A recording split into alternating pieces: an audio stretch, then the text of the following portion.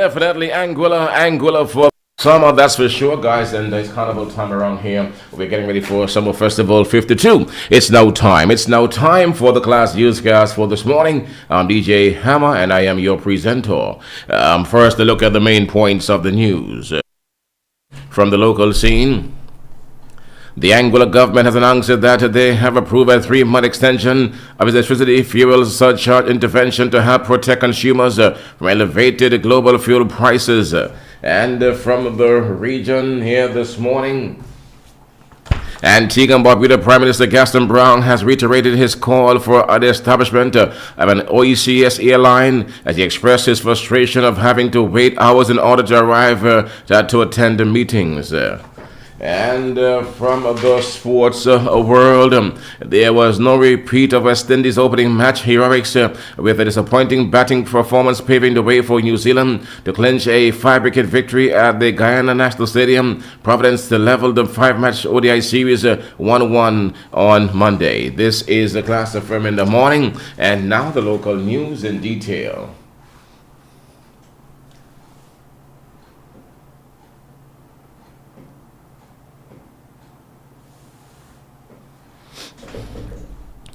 Let me tell you now that the government of Anguilla announced yesterday that they have approved a 3-month extension of electricity fuel surcharge intervention to help protect consumers from elevated global fuel prices.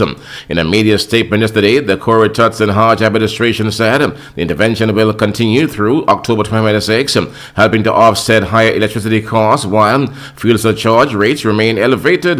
The extension is funded through the supplementary budget, the estimated cost of $14.9 million within the $15.8 million provisions allocated for this purpose. This targeted intervention is part of the government's continued commitment to easing financial pressure on the households and businesses while maintaining economic stability during a period of continued global uncertainty. The price of oil on the world market continues to be impacted as a result of the Iranian, American, and Israeli conflict in the Middle East.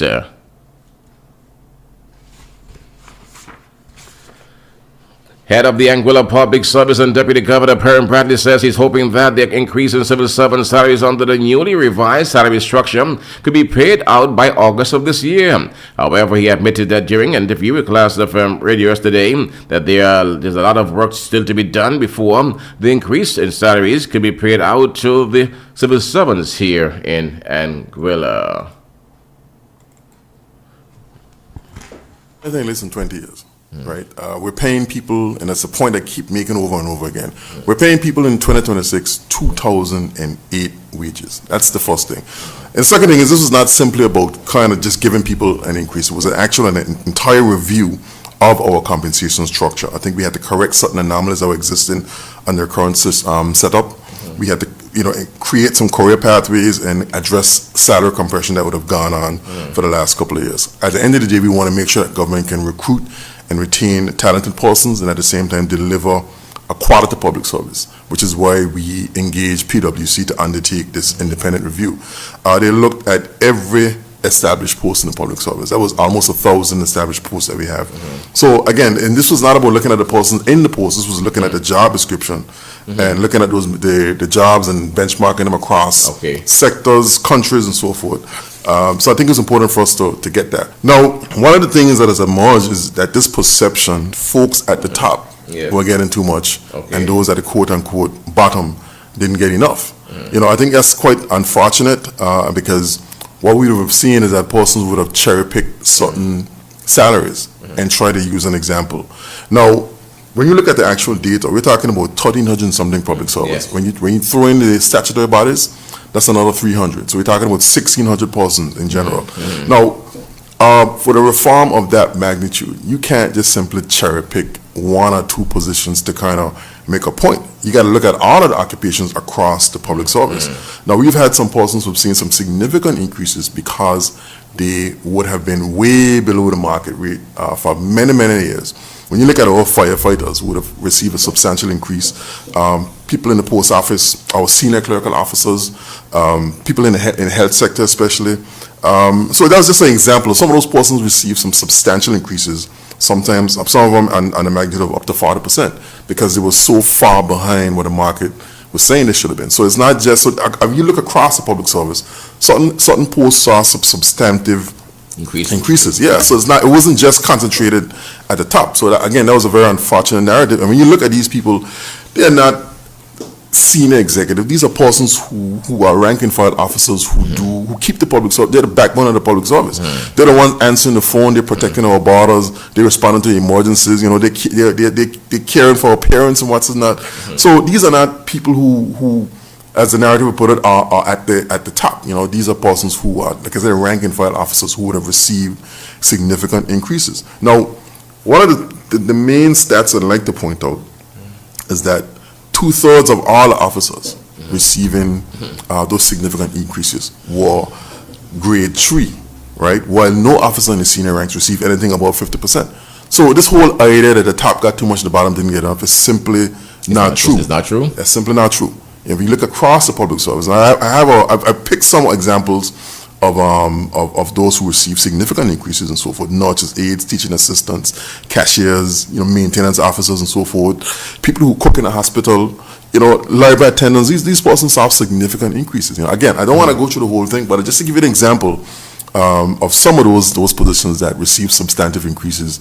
Again, these people cannot be considered top of the public service. You see what I'm saying? So I think it's just unfortunate that our colleagues are spoken about in this manner, because these are folks who are hardworking, decent people who keep the public service running every single day, and to suggest that they were somehow overlooked or not treated fairly in this exercise, I think is a very unfortunate narrative, and I'd like to make that clear. Now, the other thing is, this was never meant to be an across-the-board increase. We were looking at different jobs and so forth to see where they were compared to the market. So in addition to that, we would have done some regrading over the years, not as substantive, not a lot, but there were positions here and there that were regraded and so forth. Also, we had some newly created positions, all of which would have been very close to what the market is saying.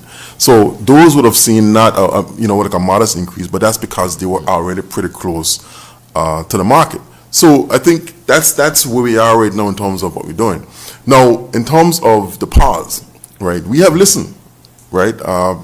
Folks have it's completely legitimate for folks to question the methodology, the implementation, the outcome. That is absolutely fair to do so.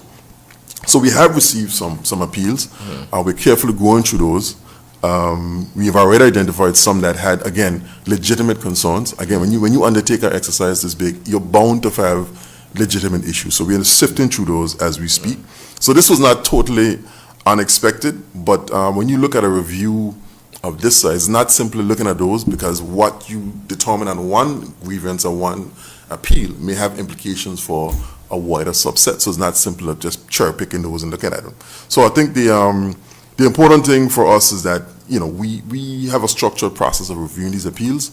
We're sifting through them, we're going through them, and we're gonna make a determination as to the validity of those appeals and those claims, and what we need to do to make the necessary adjustments. So that's the process that we are in now.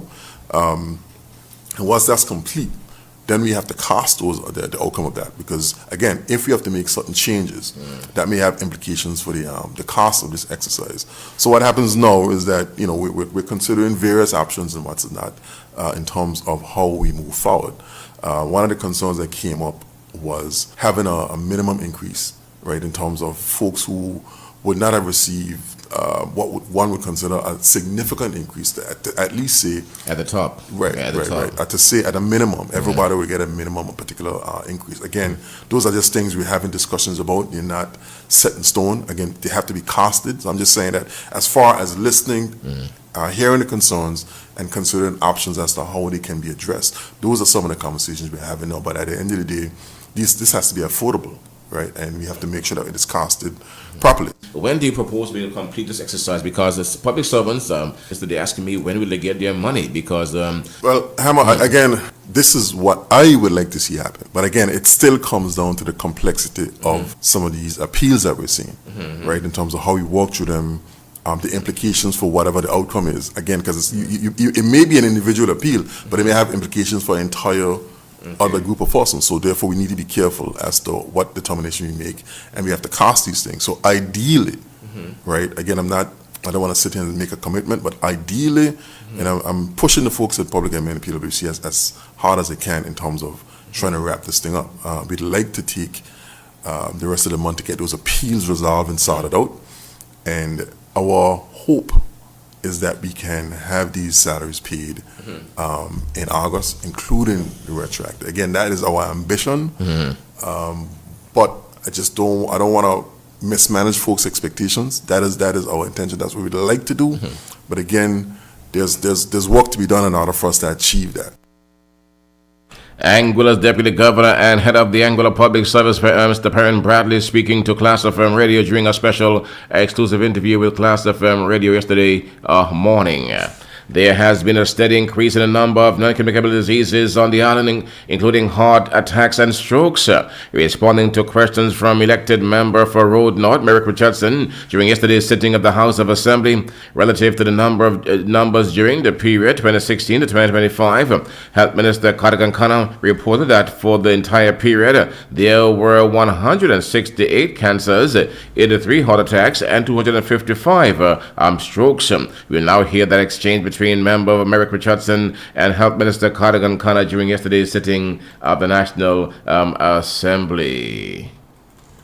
Will the Honorable Minister state the number of persons who were diagnosed and treated at the Princess Alexandra Hospital for acute myocardial infarction heart attack during each of the following periods: 1st January 2016 to 31st December 2020 and 1st January 2021 to 31st December 2025. The response, the figures presented are hospital-treated numbers from the Princess Alexandra Hospital as the island's only emergency and inpatient facility. These data captured virtually all serious events that present for care. They show how many people were treated, not how many people in Anguilla actually developed these conditions.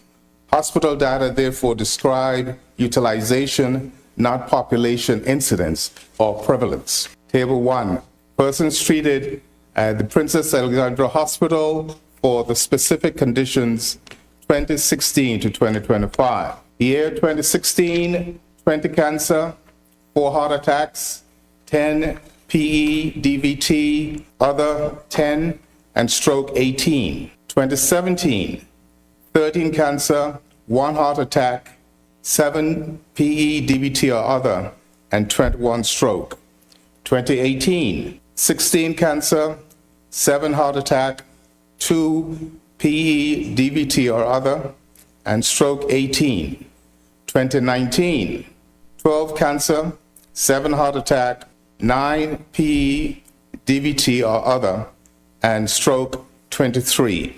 2020, 20 cancer, 15 heart attack, 4 PE, DVT or other, and 17 stroke.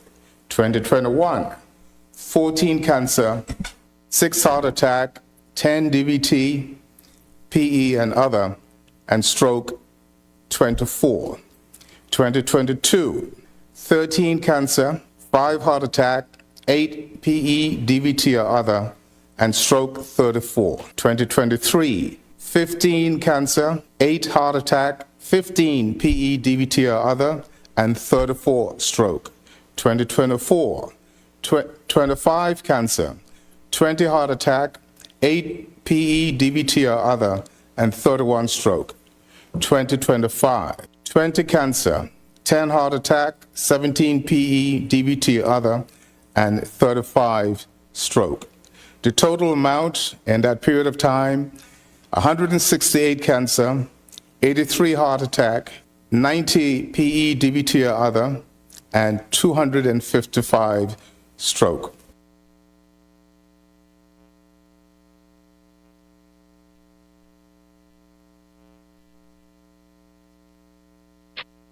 Health Minister Cardigan Connor speaking there.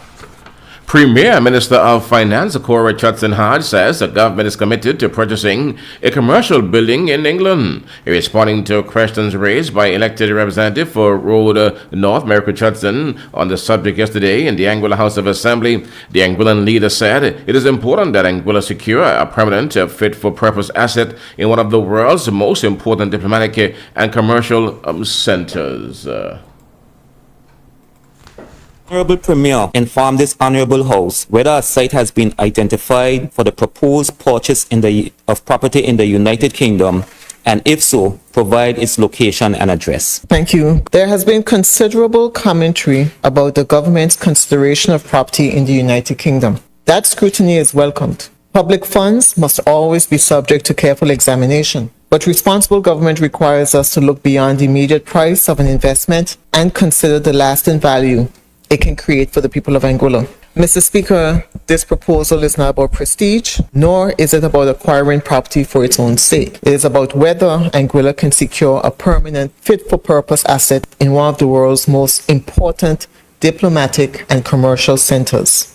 An asset that can strengthen our representation, support official business, advance investment and economic opportunities, and serve the interests of Anguilla for future generations. To answer a particular property is presently under consideration, and the government is continuing to undertake due diligence in respect of that property. The process has not yet been completed, and no final decision has been made to proceed with an acquisition. The government is also keeping its options open and continues to review other suitable opportunities until a final determination has been made. Given that the process remains active and is commercially sensitive, it would not be appropriate at this stage to publicly disclose the location or address of the property under consideration. Premature disclosure could prejudice the government's negotiating position and its ability to secure the best possible terms on behalf of the people of Anguilla. Premier and Minister of Finance, Koda Richardson Hodgem, speaking there. As the activities commemorate the 92nd anniversary year since the proclamation of emancipation get underway, the Malihana Poetry Committee is inviting the public to attend the 2026 Emancipation Lecture on Tuesday, July 21st at 6:30 p.m. at the historic Ebenezer Methodist Chapel in the Valley. This year's lecture will be delivered by internationally acclaimed governance expert Dr. Carlisle G. Corbin. Dr. Corbin will present on this time the topic Self-Determination, the Final Stage of Emancipation, examining the continuing relevance of emancipation in the context of the governance constitutional development and the rights of people to determine their own future. An internationally respected author on governance, decolonization, and self-determination, Dr. Corbin has advised governments, United Nations, and regional organizations throughout his distinguished career. He is well known in Anguilla, having served as the constitutional advisor to the Anguilla Constitutional Electoral Reform Committee through the United Nations Development Program, and having delivered the keynote address at the 2017 Anguilla Country Conference. The annual Emancipation Lecture forms part of Anguilla's observance of Emancipation Day and will once again be held at the historic Ebenezer Methodist Chapel, the Valley, where the island's first Emancipation Day celebration took place on August 1st, 1834. Built by the hands of enslaved Anguillans some 196 years ago, the chapel remains a powerful symbol of faith, freedom, and resilience. The evening will feature the announcement of the winners of the 2026 Reverend Dr. Wycherley Gums Creative Non-Fictional Contest. The competition honors the memory of the late Reverend Dr. Gums, a Methodist minister whose vision and commitment to Anguilla's history and heritage were instrumental in establishing the Emancipation Lecture Series. The literary contest encourages thoughtful research and writing on topics of national importance while continuing his legacy of scholarship and public education. Over the past decade, the Emancipation Lecture Series has welcomed an outstanding roster of presenters from Anguilla and across the region, contributing to a richer understanding of the island's history, heritage, and development. The organizing committee believes this year's lecture comes at a critical juncture in Anguilla's history, offering an opportunity to reflect on the continuing journey from emancipation to self-determination and to engage in meaningful dialogue on Anguilla's constitutional and political development. The public is warmly invited to participate in this historical and national reflection event. Admission is free and all are welcome to attend.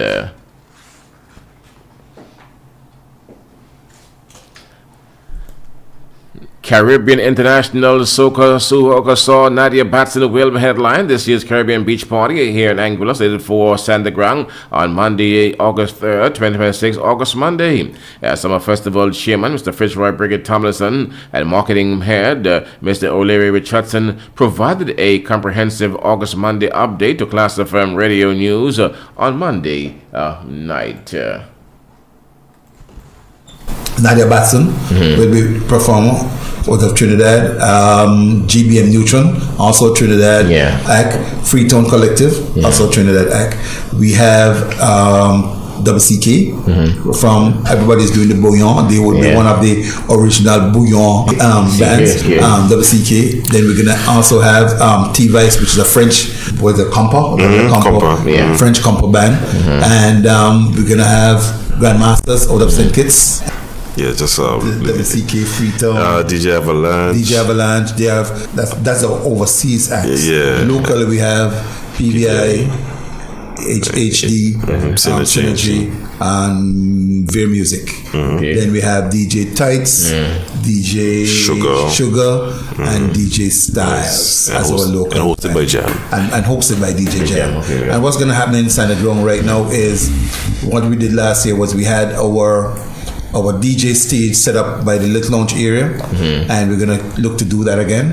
And that helps with the management of our stage. So the performers, whenever there's a change in band, then you have the DJs coming and the disruption of the change. So basically, it runs up a little smoother and it's quicker. You know, so it's a setup.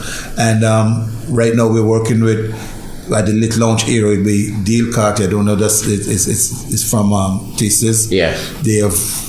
They'll be managing that area for this year. The Little Lounge area. So they have a restaurant set up and VIP set up, etc., etc. So basically, we have a good setup like we had last year. Food, of course, vendors on the beach. One of the things I worked with here is a traffic plan that we're looking to enforce for August Monday this year. And this is working with the police. This was designed and developed by the police. It's going to be a one-way. You'll hear a little bit more about it. One way around the pond, and there's some areas for two-way traffic. They were clearly marked. There'll be police at intersections to direct the traffic in and out.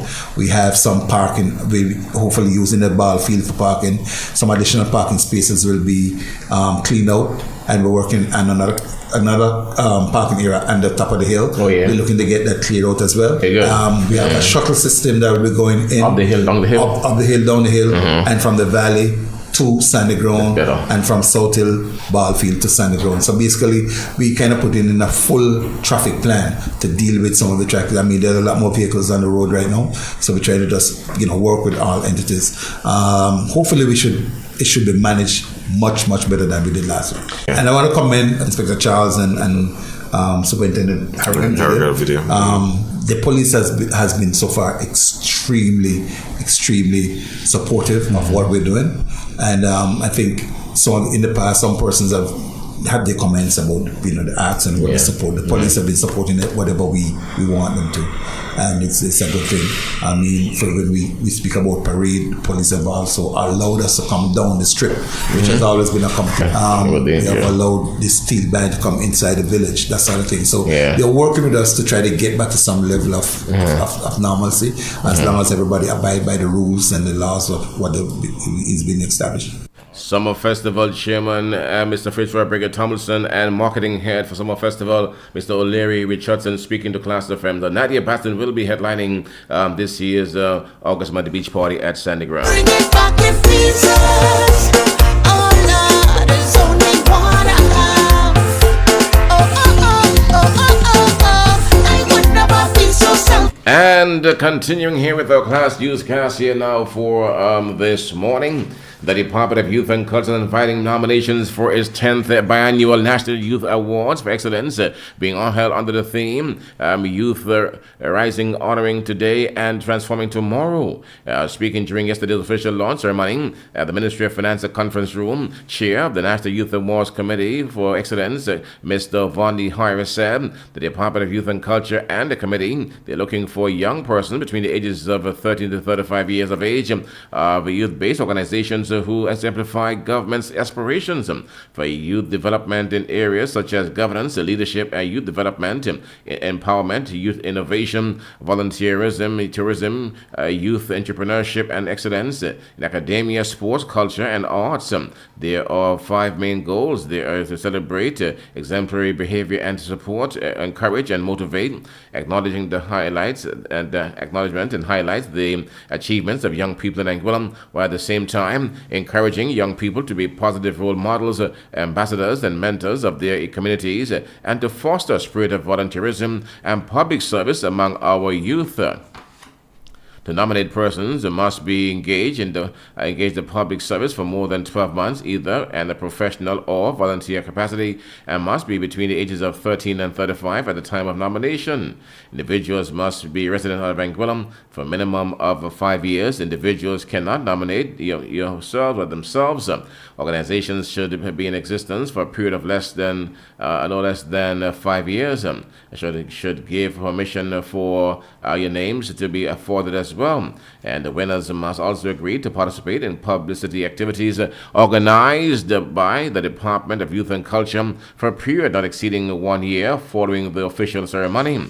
The nominees should exhibit one or more of the following characteristics or qualities of high ethical standards and noticeable commitment to public service. Must demonstrate a commitment to academic excellence, sports and youth well-being, excellence in leadership skills, and demonstrable record of achievements.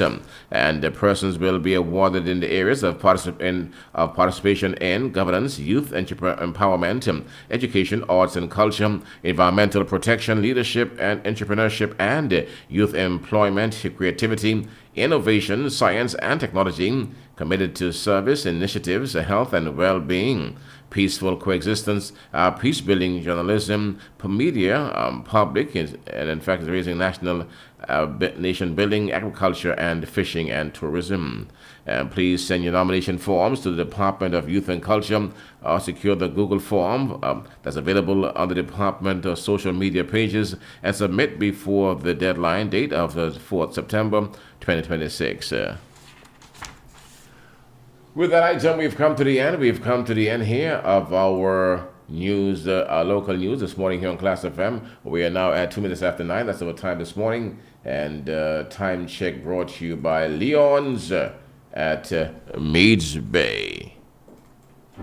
Celebrate Meads Bay all day. Leon's at Meads Bay blends Southeast Asian flavors with classic island favorites in a relaxed beachfront setting. Guests enjoy toes in the sand dining, handcrafted cocktails, and island breezes along beautiful Meads Bay. Whether enjoying effortless chill during the day or indulging in vibrant nighttime fun, Leon's at Meads Bay is the place to unwind. On Thursdays, enjoy a flavorful barbecue experience from 6 to 9 p.m. at the Meads Bay Barbecue, offering a delightful mix of gourmet grilled specialties, delicious cocktails, and live entertainment. On Sundays, embrace the energy and enjoy the island's best weekend lime, Sunday Fun Day from 4 to 9 p.m. Sway to the sweet sound of their music while indulging in handcrafted tropical cocktails and delectable island-inspired South Asian cuisine. With the largest outdoor seating on the island, these elevated experiences are not to be missed. Plus, experience ease of service with the all-new Leon's payment card. Leon's is open from 11 a.m. to 6 p.m. on Tuesdays, Wednesdays, and Fridays, and 11 a.m. to 9 p.m. on Thursdays and Sundays. Leon's remains closed to the public on Mondays.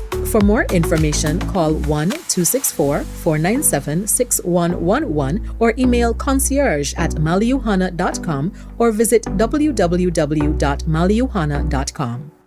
Up next, news from the region, and news from the region sponsored by Quantum Investment Services Limited, location the Caribbean Commercial Complex. It is impossible to predict the unexpected, but it is possible to plan for it.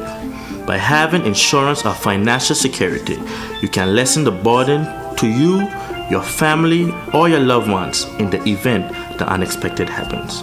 Join our many satisfied customers at Quantum Investment Services Limited, where we provide you with valuable peace of mind. At Quantum Investment Services Limited, we offer property insurance, motor insurance, medical insurance, life insurance, air ambulance coverage, marine insurance, liability insurance, workman compensation, professional indemnity, and financial planning. Don't delay. Contact us today for your free quote by calling us at 264-497-7500 or 264-497-7510 or email us at info@quantumaxa.com. You can also visit our office at the Caribbean Commercial Center, Unit 12. Quantum Investment Services Limited, protecting you and your investment.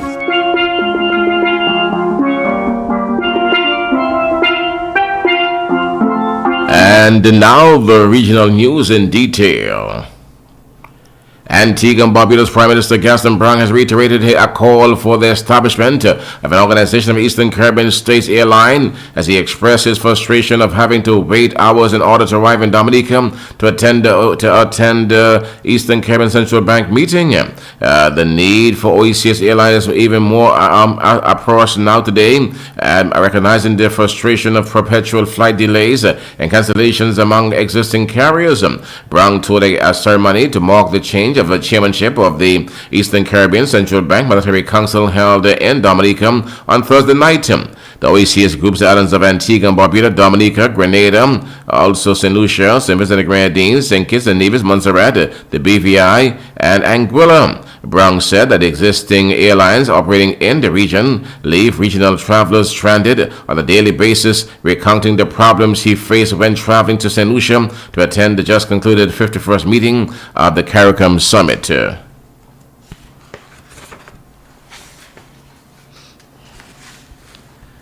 The 2026 Nevis Mango Festival has been the most successful edition in the event history, drawing record crowds, selling out several signature events, and attracting increased international attention, according to Nevis Tourism Authority Chief Executive Officer Andy Arabdere. Speaking with the media in St. Kitts yesterday, Arabdere described this year's festival as a milestone for the island tourism sector, crediting its success to the collective efforts of government, the private sector, farmers, chefs, volunteers, and sponsors.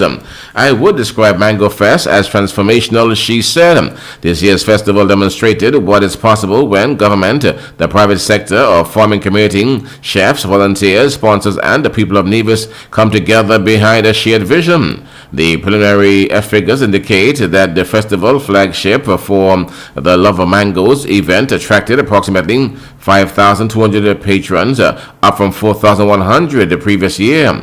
The increase of nearly 27% represents the stronger year-on-year growth since the festival began. The surge in attendance was matched by overwhelming demand for the festival premium culinary experiences. Ravere said events such as the Chef Masterclass, Passport Food Tour, and Super Club sold out before the festival opened. The organizers expanding the Super Club to accommodate 120 guests because of the high level of interest.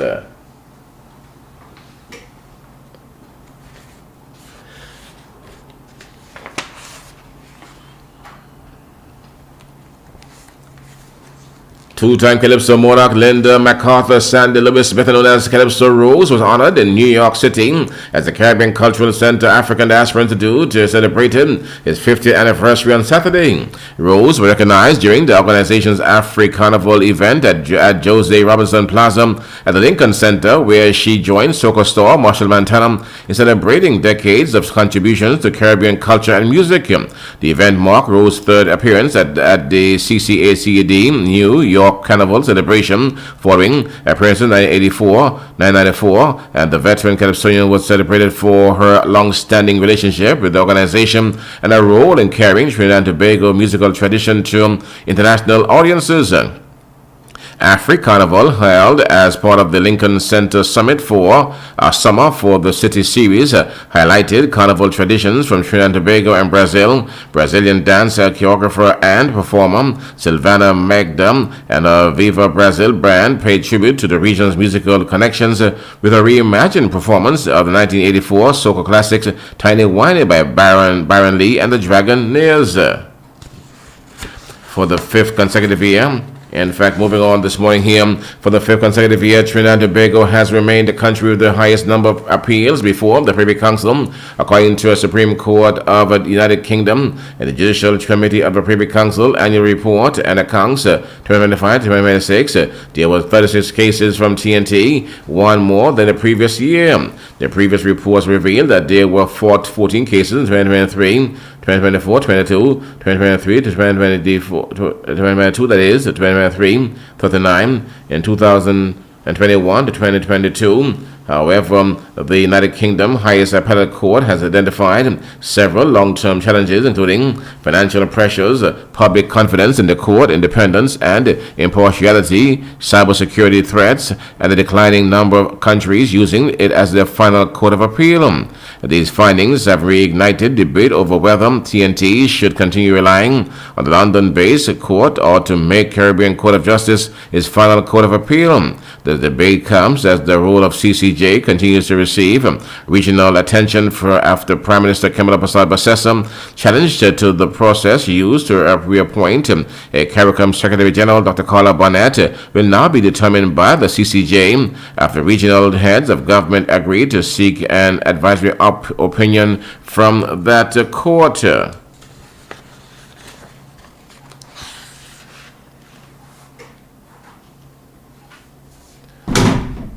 And the former Foreign and CARICOM Affairs Minister Dr. Amory Brown has called on government to say if it will support the United States call to dismantle International Criminal Court of Justice (ICC), which late former Prime Minister and President Dr. Arthur N. Robinson played an instrumental role in establishing. Robinson is known in history as the godfather of ICC. Brown made a call yesterday after CNN reported to U.S. Secretary of State Marco Rubio vowed to dismantle the ICC, urging other countries to join the effort.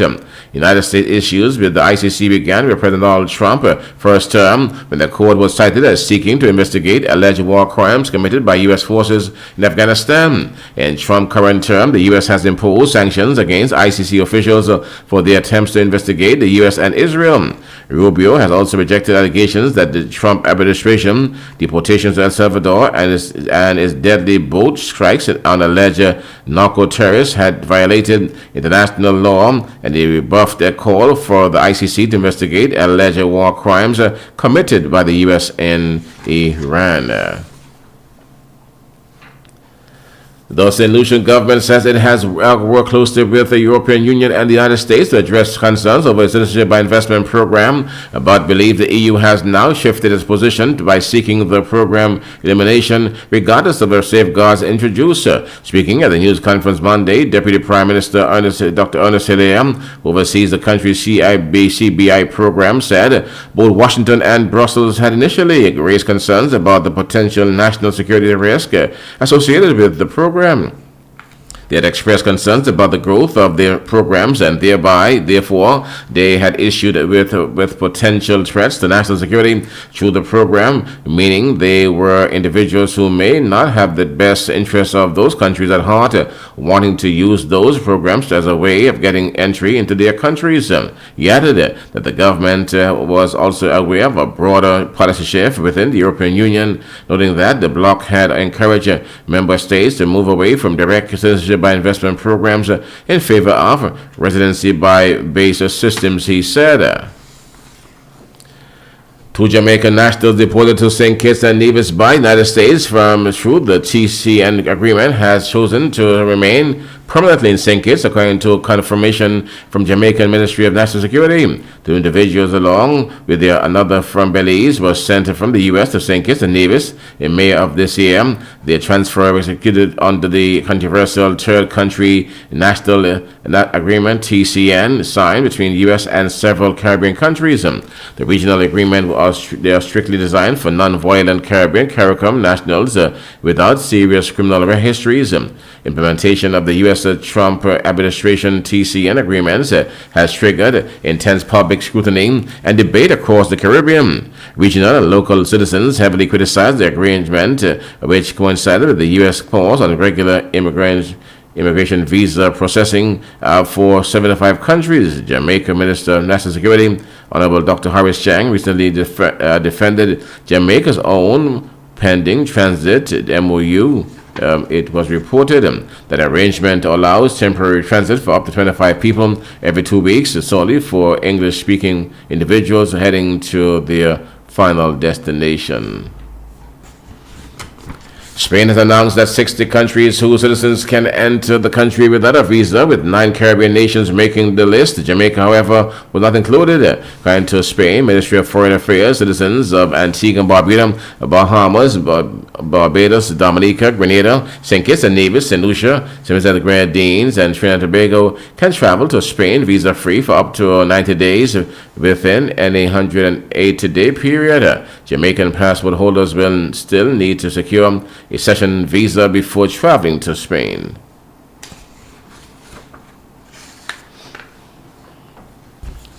Seven members of the Popular Collision Band have been formally charged by the Royal St. Christopher and Nevis Police Force for allegedly playing loud noise instruments without the required permits during a funeral procession for the band's late lead singer, Jermaine Chubby Clark. According to a police statement, the 7 men were arrested and formally charged. Warrants of the first instance on July 7. Those charged of Erickson Williams Jr. of Carrie Festa Village, Jason Kite of Greenland, Travis James of Friends Avenue, Terrence Richards of St. Paul's, Javian Barrett of Credrock Road, Nevis, Vern Pemberton of Ponds Extension, and Travis Thompson of Gingerland, Nevis.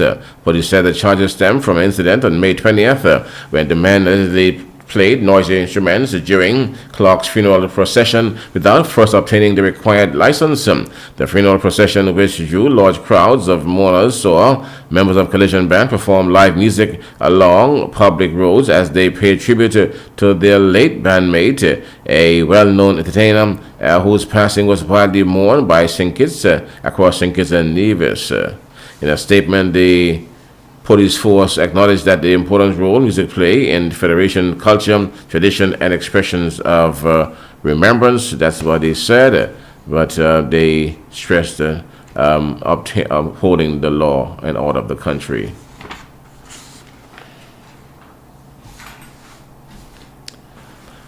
Dominican Republic President Luis Abinader dropped 3 places in the latest GCB global ranking of Latin American presidents, falling from 4th to 7th in the July 26th survey. According to the poll, Abinader received 44.5 positive approval ratings, down 10.3 percentage points from 54.8 recorded in June. El Salvador's President Nayib Bukele topped the regional rankings with 69.1% approval ratings, followed by Mexico, Claudia Sheinbaum, 65.5%, Costa Rica's Laura F. Delgado, 56.1%, Paraguay, Santiago Pina, Brazil, Luis Inacio da Silva, and Bolivia, Rodriguez Piaz round out the top 6.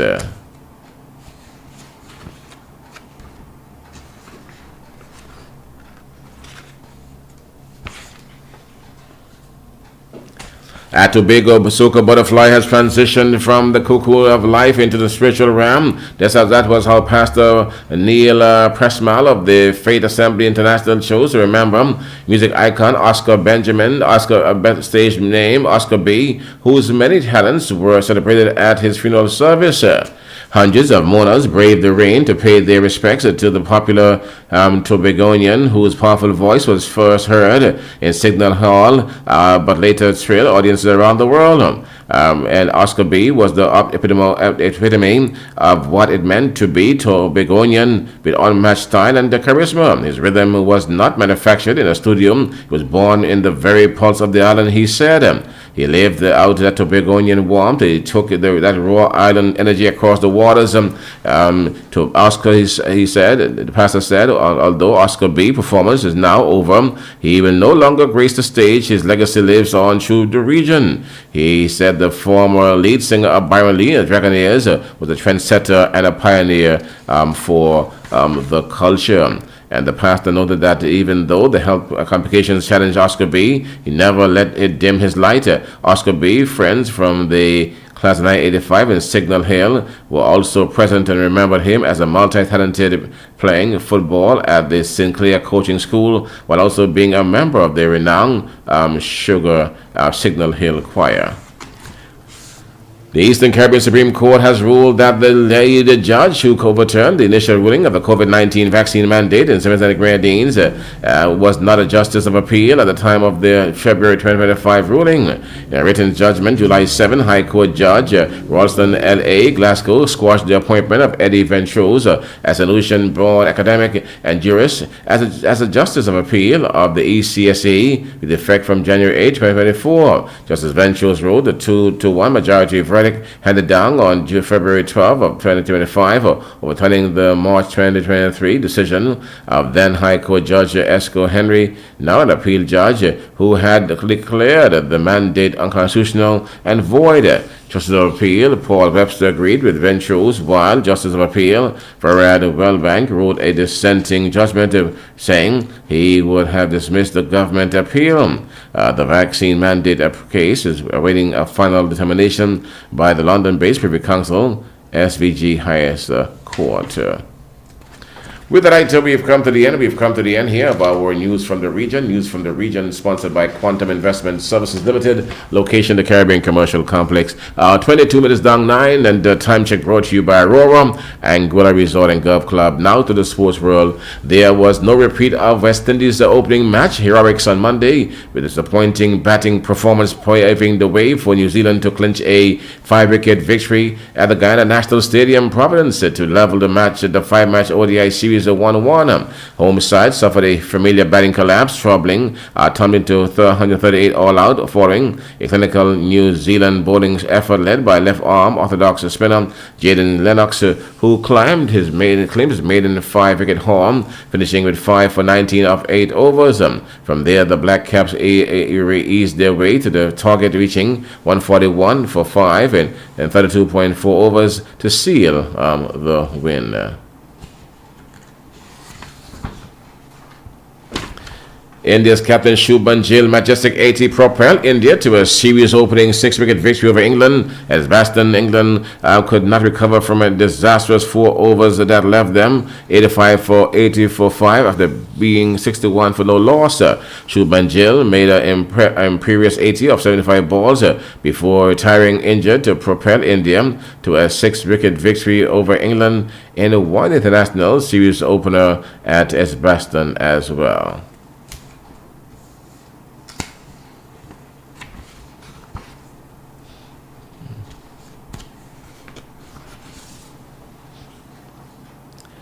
And hard-hitting Guyanese batsman Shimron Hetmyer was added to West Indies squad for the third one international against New Zealand. Hetmyer was originally excluded from the squad after being granted a no-objection certificate by the Cricket West Indies to fulfill his Major League cricket commitments. However, in a release issued by Cricket West Indies, it said the 29-year-old will replace injured Barbadian all-rounder Justin Graves. Graves, 32, was named player of the series in the recently concluded 2-match series against Sri Lanka, which West Indies won 1-0. Sherman Hetmyer has been named as a replacement for Graves in the squad. Graves was ruled out on Saturday, opening ODI with a back injury and returned to Barbados, in fact, on Tuesday to continue rehabilitation. He will be reassessed by the medical team ahead of the final 2 ODIs and the upcoming test series against Pakistan, the release stated.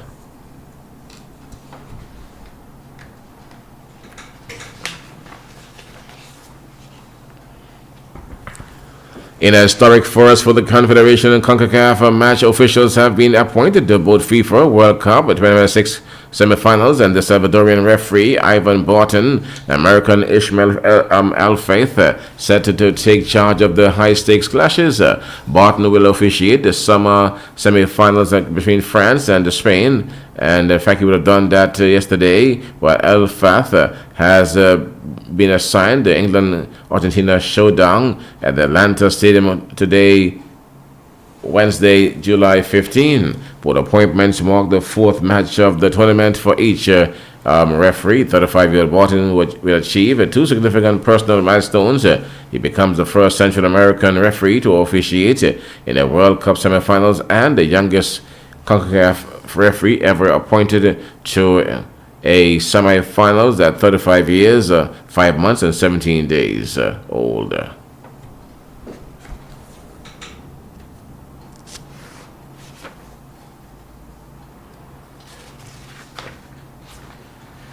And with that item, we've come to the end of our sports. Also here where we conclude the news package as well for this morning. Going out now, we take a look at our big stories.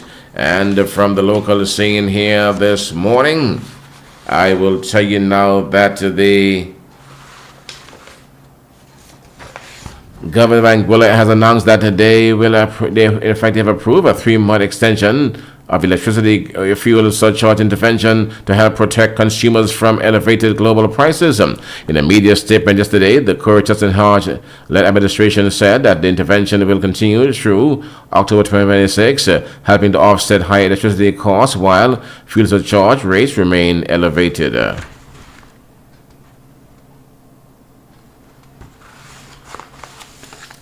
And the head of the Anguilla Public Service and Deputy Governor Perrin Bradley says he's hoping that the increase in civil servant salaries under the newly revised salary structure could be paid by August. And from the region Antigua and Barbuda, Prime Minister Gaston Brown has reiterated a call for the establishment of an OECS airline as he expressed his frustration of having to wait hours in order to arrive in Dominica to attend the OECS in fact, the Eastern Caribbean Central Bank meeting that took place there recently. And from the sports world, there was no repeat of West Indies' opening match heroics on Monday, with their disappointing batting performance paving the way for New Zealand to clinch a 5-wicket victory at the Guyana National Stadium to level this 5-match series 1-1. That's the Klass newscast here for this morning, so that you can join us here. That's this evening at 7, God's willing, for another presentation. We thank you for listening. And up next, your weather report sponsored by Sandy Allen Beach Bar Restaurant, the home of seafood, lobsters, crayfish, conchs, wilks, the good stuff. You owe it to yourself, your loved ones too, to have that experience as soon as possible. And you must try Sandy Allen's. You have to try their shellfish on the grill. Yeah, that's the hitman shellfish stuff with some nice stuff. Well, you know, it's stuffed really with some nice food in there. It tastes really good. All right, you'll love it for sure. Sandy Island. Also, their fried fish on the cakes and the stuff. Yes. What's the stuffing? Someone asked me here. I'm not sure, but it surely tastes fine. I know that for sure. But they have also fried fish as well, and all the favorites, that the stuff you love to eat, can be found down there for sure. All the stuff you love to eat can be found at Sandy Island for sure, right? You will love it down there. Cold drinks as well, man. The perfect place to hang out, okay? Weatherman says stable, dry, and hazy conditions will persist across the area for the next 24 hours. Today, weather mostly sunny and hazy. Tonight, weather partly cloudy and hazy. Winds are east at around 7 to 17 miles per hour. Seas around 3 to 5 feet high. Sunset today will be at 6:53 p.m. And sunrise tomorrow will be at 5:45 a.m. Weather report. Weather sponsored by Sandy Allen Beach Bar Restaurant. Klass FM here in the morning time. And to tell you what, we are now 29 minutes down after 9. That is our time here this morning. Klass FM Radio 92.9 here in the morning time. So we are now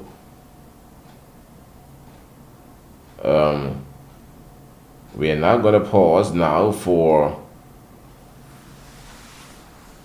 these death announcements.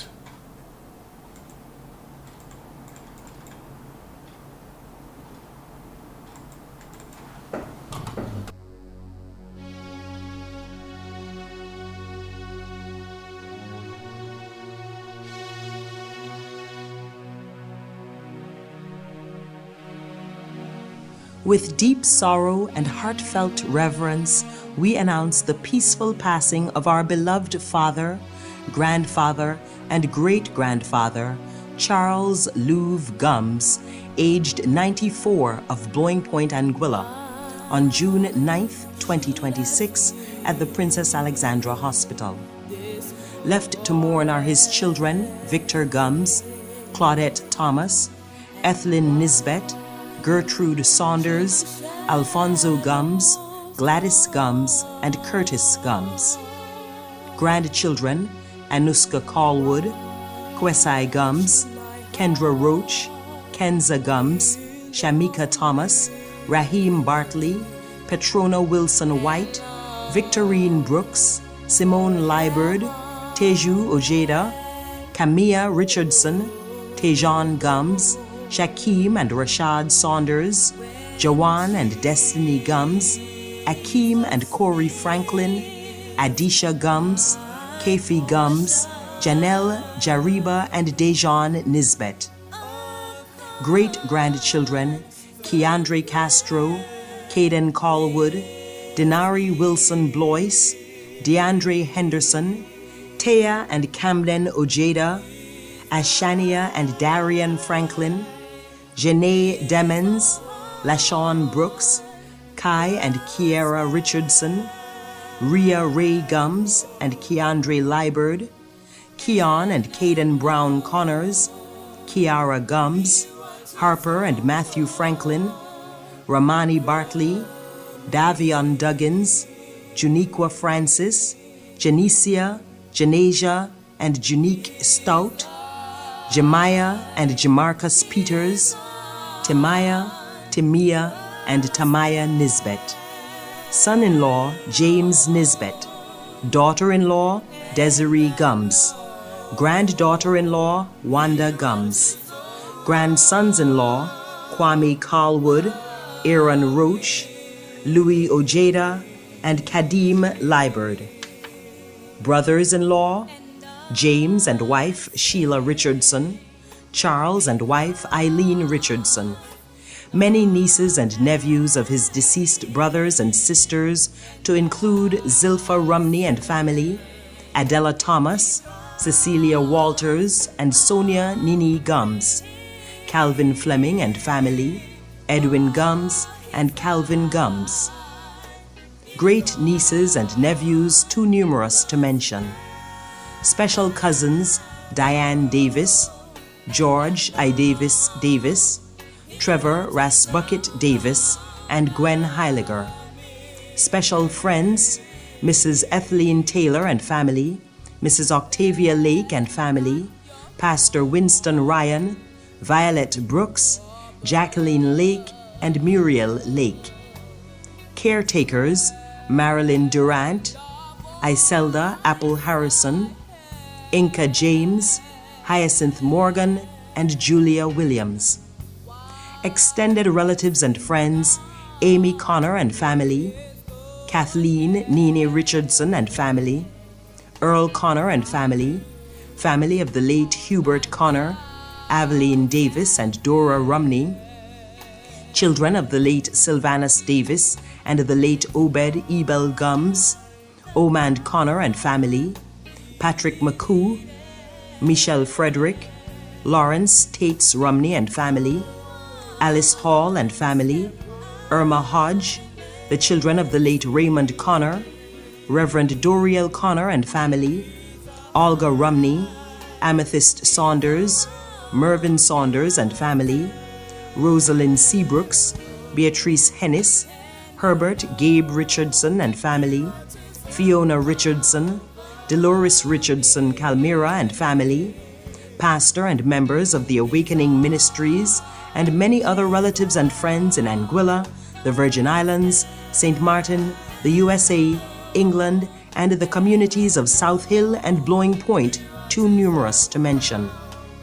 Charles was preceded in death by his parents, Alexander Gums and Agatha Gums. Wife, Ida Lou Lucille Gums. Children, Louis and Adolphe Gums. Brothers, Colville and Frederick Brother G. Gums. And sisters, Alexandria Walters, Una Fleming, Beryl Flanders, Virginia Gums, and Geraldine Benjamin. The family would like to apologize to anyone whose name was omitted. It was not intentional. As we prepare to celebrate his life, we extend an invitation to all whose lives he graced to join us in honoring his memory at the funeral commemoration service on Saturday, July 18th, 2026, beginning at 9 a.m., and his celebration of life beginning at 10 a.m. at the Christian Fellowship Church, Blowing Point Road, Anguilla. Interment will be at the Sandy Ground Cemetery. Friends and relatives are kindly asked to accept this information. To the bereaved relatives and friends of the late Charles Louv Gums of Blowing Point, we extend our deepest sympathy. And I know He watches over me. He watches over me.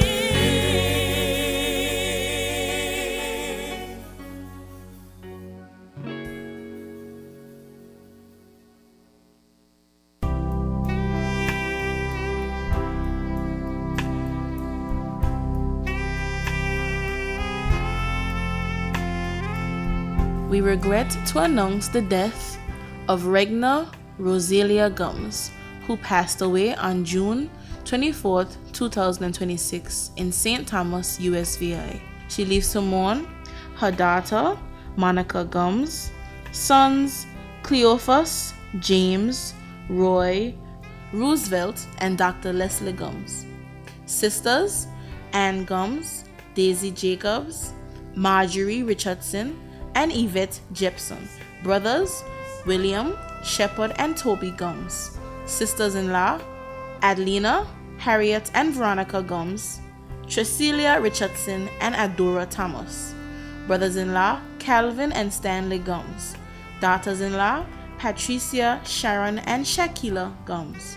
Grandchildren Ayana Rogers, Kenita Webster, Jahani, Pamela, Paula, Rolene, Jennifer, Jason, James, Leslie, Semai, Yuri, Arim, Julian, Justin Gums, and Karine Bayer Harrigan.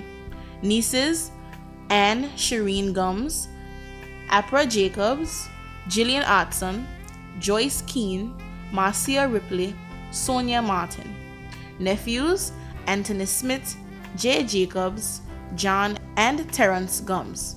Great-grandchildren Keontae Hodge, Tian Rogers, Jahan and Jamel Taylor, Cameron, Zoe, Zoya, Joquan, Asia, and Jalissa Gums. Devani and Lorena Almanza, Lenicia and Lenique Gums Carty, Liam and Alec Gums Danso, Chastity Roker, Janessa, Jasmine, Janae, and Jemiah Cooper, Janaya, Jaylene, and Jalen Niles.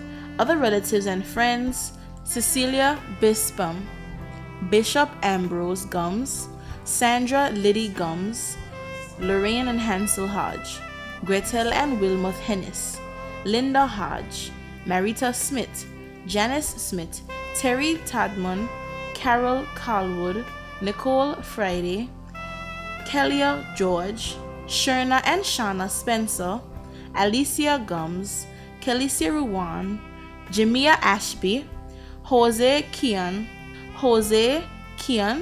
Pamela Hennis, Bonadine Rumney, Alan Gums, Marva Gums, Merlin Rogers, Daphne Gums, Samuel Smith, Alan Webster, Karine Lake and family, Kathleen Liddy and family, Dana and Clement Ruan, Jennifer Bruley and family, Conroy Blaze, Antonio Rogers, Reginald Hodge, family of the late Beryl Hennis, family of the late Edna Amontradin of Little Dix, family of the late Mabel Gums of the Quarter, family of the late Bonnell Gums of Little Dix, family of the late Reverend Vanya Minez Hodge, family of the late Clorita Miss May Rogers of Shoalby, children of the late Irene Walwyn and Manchester Gums, children of the late Kevin Gums of the Farrington. She was also related to the Reed family of Roaches Hill and Stony Ground, Lake family of Carl's Bottom and Wattis's, Hodge family of Stony Ground, Hosford family of Ray Hill, Rogers and Bryan families, and many other friends and relatives too numerous to mention. The viewing of the body of the late Regna Rosalia Gums will be held at Moran's Alternative Affordable Funeral and Cremation Services, Wall Blake, on Thursday, July 16th from 6 to 8 p.m. and at the church on Friday, July 17th from 9 to 9:55 a.m. The funeral service will take place on Friday, July 17th, 2026 at 10 a.m. at the St. Mary's Pro Cathedral in the Valley. To the bereaved relatives and friends of the late Regna Roselia Gums, we extend our deepest sympathies.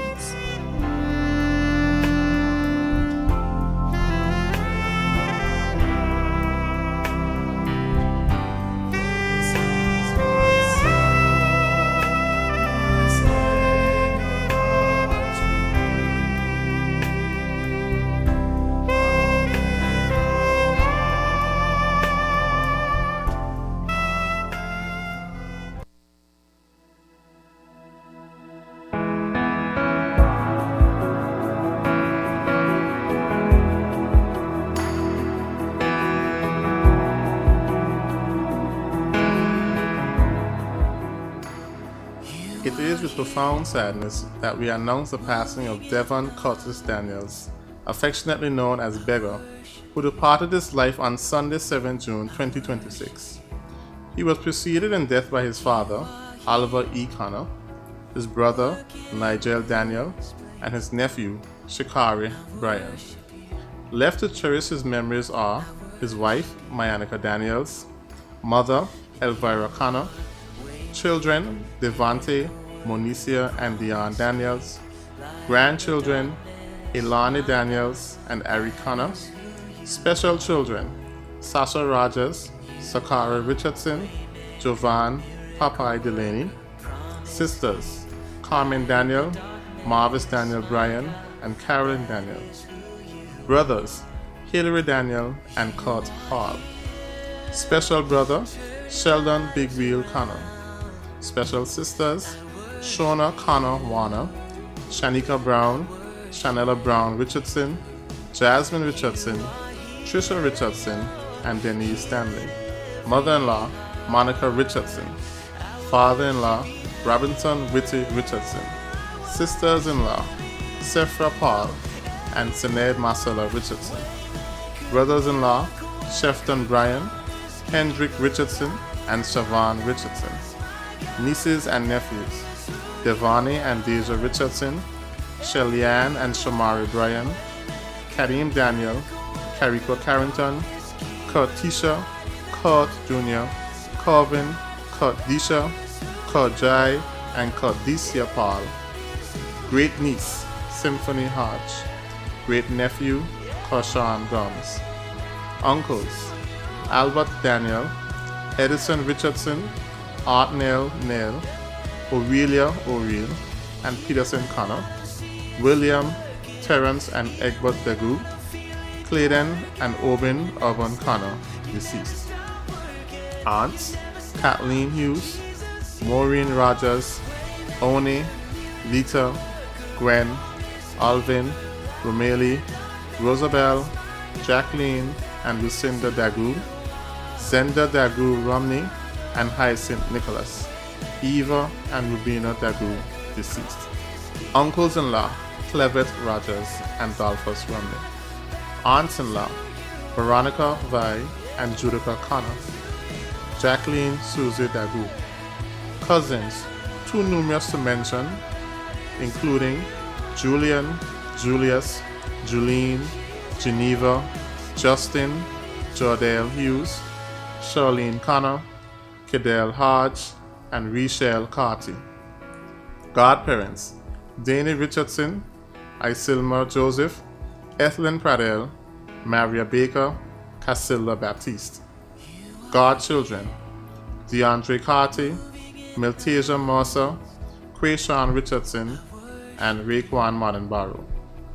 Special family and friends, Dillis Roberts, Monica Hard Smith, Milt Mercer, Alwyn, Leonard and Brian Richardson, Robert Mussington, Colin Liddy, Patrick Carty, Andy, Lyle, Mona and Christabel Connor, Edwin and Dean Carty, Eunice Hernandez Carty, Patricia and Alban Garrett Roberts, Rita Warner Brown and family, Sharice Romney and family, Jenny Romney, Elroy Gums, Carol Webster, Althea Fleming and family, Reverend Wilmoth O. Hodge and family, members of the Maranatha Methodist Church, staff of Rebel Marine Boatyard, captains and crew of the Bluebird and ROBB and the Anguilla Boat Racing Fraternity, staff and patients of the dialysis unit, South Hill, Sandy Ground, North Hill, and Blowing Point communities, many other family and friends too numerous to mention. He was related to the Connor, Daniel, Hughes, Richardson, Hosford, Reed, Gums, Brooks, Romney, Carty, Bryan, and Mussington families. The wake will be held on Thursday, 16th July 2026 from 6:30 p.m. to 8 o'clock p.m. at the Maranatha Methodist Church, Blowing Point, Anguilla. The Thanksgiving service for the life of Devon Curtis Daniels will be held on Friday, 17 July 2026 at 10 a.m. at the Bethel Methodist Church, South Hill, Anguilla. Tributes and viewing of the body will begin at 9 a.m. to 9:55 a.m. Interment will follow at the Bethel Church Cemetery. The family wishes to express sincere thanks to everyone who have extended their condolences, prayers, and support during this difficult time. Special thanks is also extended to the doctors and nurses at the Princess Alexandra Hospital, Southern Medical Center in Trinidad, and staff at Anguilla Air Services. Your kindness, compassion, and unwavering support have been a source of comfort and strength and are deeply appreciated. If anyone was omitted, please know that it was not intentional and do accept our sincere apology. May his soul rest in eternal peace. That is who you are, and you are waymaker, miracle worker, promise keeper, light in the darkness, my God. That is who you are. You are here, turning lives around.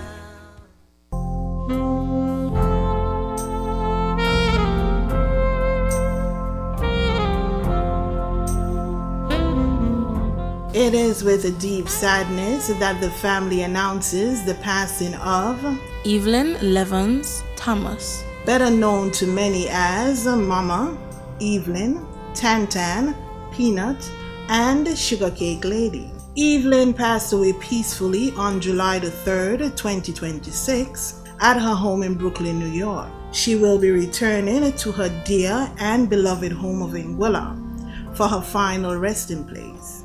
Family, friends, and well-wishers are invited to pay their final respects.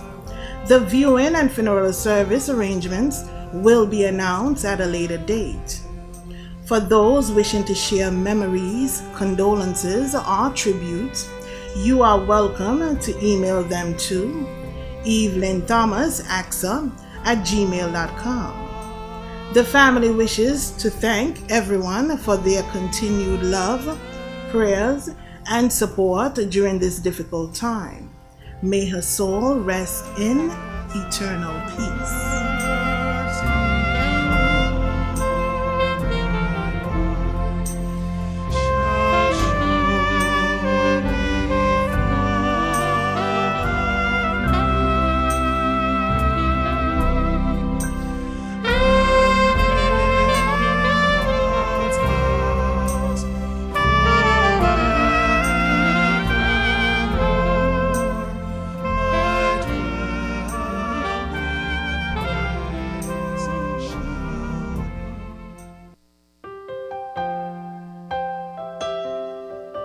The family of the late Eileen Campbell Gums of Blowing Point, Anguilla, affectionately known as Mom, Grandma, and Tanty, wishes to announce that a celebration of life service will be held in her honor on Saturday, July 25th, 2026 at 3 p.m. The service will take place at the Christian Fellowship Church, Blowing Point, Anguilla. Eileen was born on December 26, 1933 in Island Harbor, Anguilla, and later married and made her home in Blowing Point. She passed away on July 3rd, 2025, and now rests peacefully at George Washington Cemetery in Adelphi, Maryland. She devoted her life to faith, family, and service, She was a founding member of the Christian Fellowship Church, a gifted seamstress, and a loving mother, grandmother, great-grandmother, sister, aunt, and faithful servant of God. She was predeceased by her husband, Obed Hubert Gums, better known as Ebel, her sons, Stanley Matthew and Lincoln Webster, and her siblings, Oliver Lloyd, Evelyn Webster Thomas, Rufus Webster, Ethel Webster, Marjorie Webster Matthew, and David Webster. She leaves to cherish her memory, her children, Paul Webster and family, Dexter Gums and family, Irad Gums and family, Rynetta Fleming and family, Iris Harrigan and family, and David Gums and family. She also leaves behind more than 50 grandchildren and great-grandchildren, her surviving sister, Eunice Idris Fleming, the families of her departed siblings, extended family, relatives, and many friends throughout Anguilla, St. Martin, St. Thomas, England, and the United States. The family warmly invites all relatives, friends, and well-wishers to join them as they celebrate a life well lived and give thanks to God for her remarkable legacy. Immediately following the church service, everyone is invited to continue the celebration of Eileen's life at the Blowing Point Ball Field, where refreshments and fellowship will be shared. Again, the celebration of life service for Eileen Campbell Gums, affectionately known as Mom, Grandma, and Tanty, will be held on Saturday, July 25th, 2026 at 3 p.m. at the Christian Fellowship Church, Blowing Point, Anguilla, followed by a continued celebration at the Blowing Point Ball Field. The family thanks everyone for their prayers, love, and support, and looks forward to your presence as together we celebrate the beautiful life and enduring legacy of Eileen Campbell Gums. Placed a question, only God knows why. I'm just jealous of the angels around the throne tonight, singing hallelujah.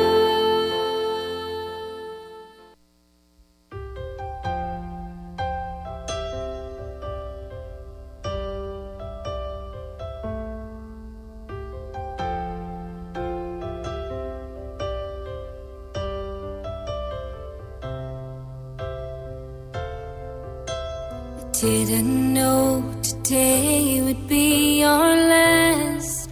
A life so beautifully lived deserves to be beautifully remembered. It is with deep sadness that we announce the death of Olive Constance Richardson, affectionately known as Tanty of Longground. She departed this life in the UK on May 9th, 2026 at the age of 97. She leaves to mourn her children, Amaret Hodge, Jeremy Van Hennigan, Winston, James, Rosalind, and Claude Richardson. She was preceded in death by her husband, Lawrence Richardson, and children, Philip, Roland, and Cynthia Richardson. She also leaves to cherish her memory, her daughters-in-law, Shona, Sharon, Patricia, and Rosemary Richardson. Grandchildren, Charlton Thomas Hodge, Jason, Joanne, and Jermaine Hodge, Janice and Desiree Cox, Kalia, Sharicia, Kimberly, Kevin, Michelle, Callan, Alan, Claudicia, Shaquai, Shadik, and Claudianne Richardson, and granddaughter-in-law, Remy Savannah Richardson. Great-grandchildren, Kasia Hodge, Kadeem Van Hennigan, Miguel Eusebius, Kalia Jackson, Tayon and Tayshawn Reed, Janisha Hughes, Jacqueline, Evelyn Monifa, Rio Zane, Savannah Rain, Gabriella Grace, Dejanay, Kyrie, and Casey Richardson. The families of her late in-laws, Clara Nisi Gums, Norris Gums, Levi Richardson, and Marcus Van Hennigan. The families of her late siblings and cousin, Ernest, Maud, Edward, Irvin and Leonard Richardson, Mary Brooks, Cyril and Stanley Hodge, Dorothy Bonnet, and Elmy Richardson. She also leaves to mourn her beloved niece and confidant, Adeline Fleming and family, Neville Richardson and family, her special son, Desmond Richardson and family, Bona Hodge Powell and family, Adora Thomas and family, Dorothy Richardson and family, Mary Harrigan and family, Olympia Harrigan, Reverend Suzanne Johnson, Bernice, Sandra and Renetta Foy, Sylvanie Connor, Hazel Daniels, also known as Pansy, David Daniels, also known as Lil David, Ira Gums and family, Christabel Hawley and family, Reverend Errol Brooks and family, members of St. Mary's Anglican Church, the George Hill, Stacia Valley, Long Grove, North Hill, and West End communities. She also leaves to mourn the families of the late Estelle Lloyd, Phyllis Hodge, affectionately known as Sina, the late Allison Lake, affectionately known as Rose, the late Vera Richardson, affectionately known as Scylla, the late Evadne Daniels, and the late Ivy Hull. Constance was related to the Hodge, Richardson, Gums, Romney, and Connor families. She also had many other relatives and friends, too numerous to mention. A celebration of life for the late Olive Constance Richardson, affectionately known as Tan T, will be held on Friday, July 17th, 2026 at 12:30 p.m. at St. John the Baptist Church, Stoke Porges Lane, Slough, England. The Richardson family wishes to express sincere thanks to everyone for their prayers, love, support, and expressions of sympathy during this time of bereavement. If we forgot to mention anyone, please note that this was not intentional. May her departed soul rest in eternal peace and rise in glory.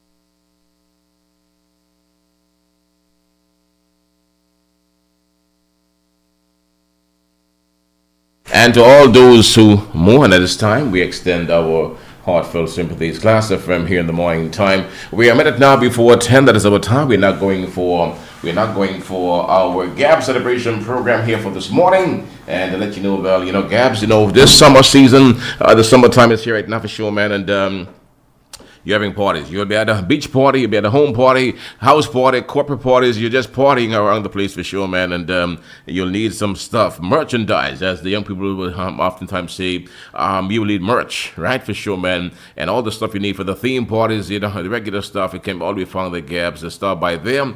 Let Elvin and Christina know that we sent you from Klass FM. And you know what? They're great also setting up parties for you. You have a party, you need a party set up, well, all spruced up, nice stuff, and all doll all's up for sure, man. Well, Christina and Elvin, they are the professionals when it comes to setting up the parties for you as well. So bring them in.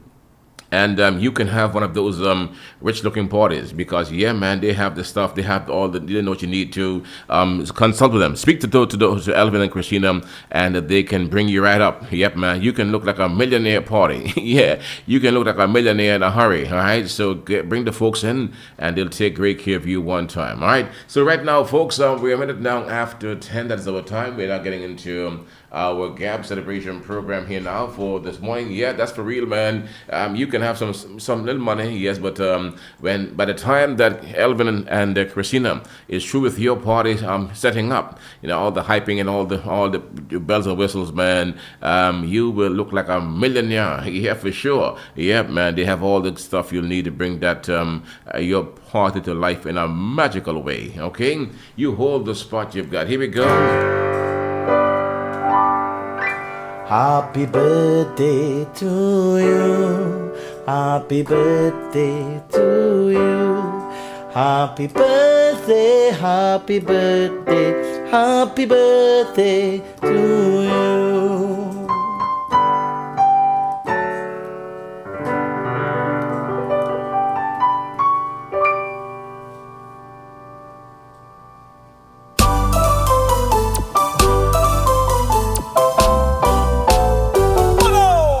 Okay, well, I gotta say now, let me now say good morning now and happy birthday now to Angela Bramwell. Happy Bramwell from your siblings and children.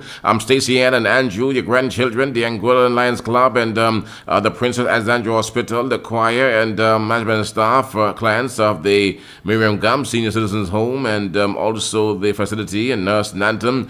Wishing you all the best on this your day. Devonnie Richardson, happy birthday for your mom, Carmen, that's the Della, and also the siblings and your family circle, the Busbys, the Brands, the Christopher and Simpson families, and yes, Ina and Juliet and the other aunts and uncles, the entire family circle, the clergy, the choir and the congregation of the Methodist Church, the Pro Cathedral of St. Mary, the Blowing Point community, and Nurse Nanton, also on Klass FM, Devonnie, that's the man Devonnie right there for Wycliffe, the Judge Richardson, and Della, my brother, good morning to you one time, bro, happy birthday to you, enjoy your day to the maximum. Also, Carmen Daniels and Deli, from your siblings, your son, Devonnie. So Della, birthday today as well. Look at that. Della, good morning one time, Carmen. Happy birthday to you one time from Devonnie and you know, the entire family, Asia, the entire family circle, the children, the family circle, Ina and Juliet and teacher Janice and Grace Barbara, Bundy, the Romneys, the clergy, the congregation of the Maranatha Methodist Church, and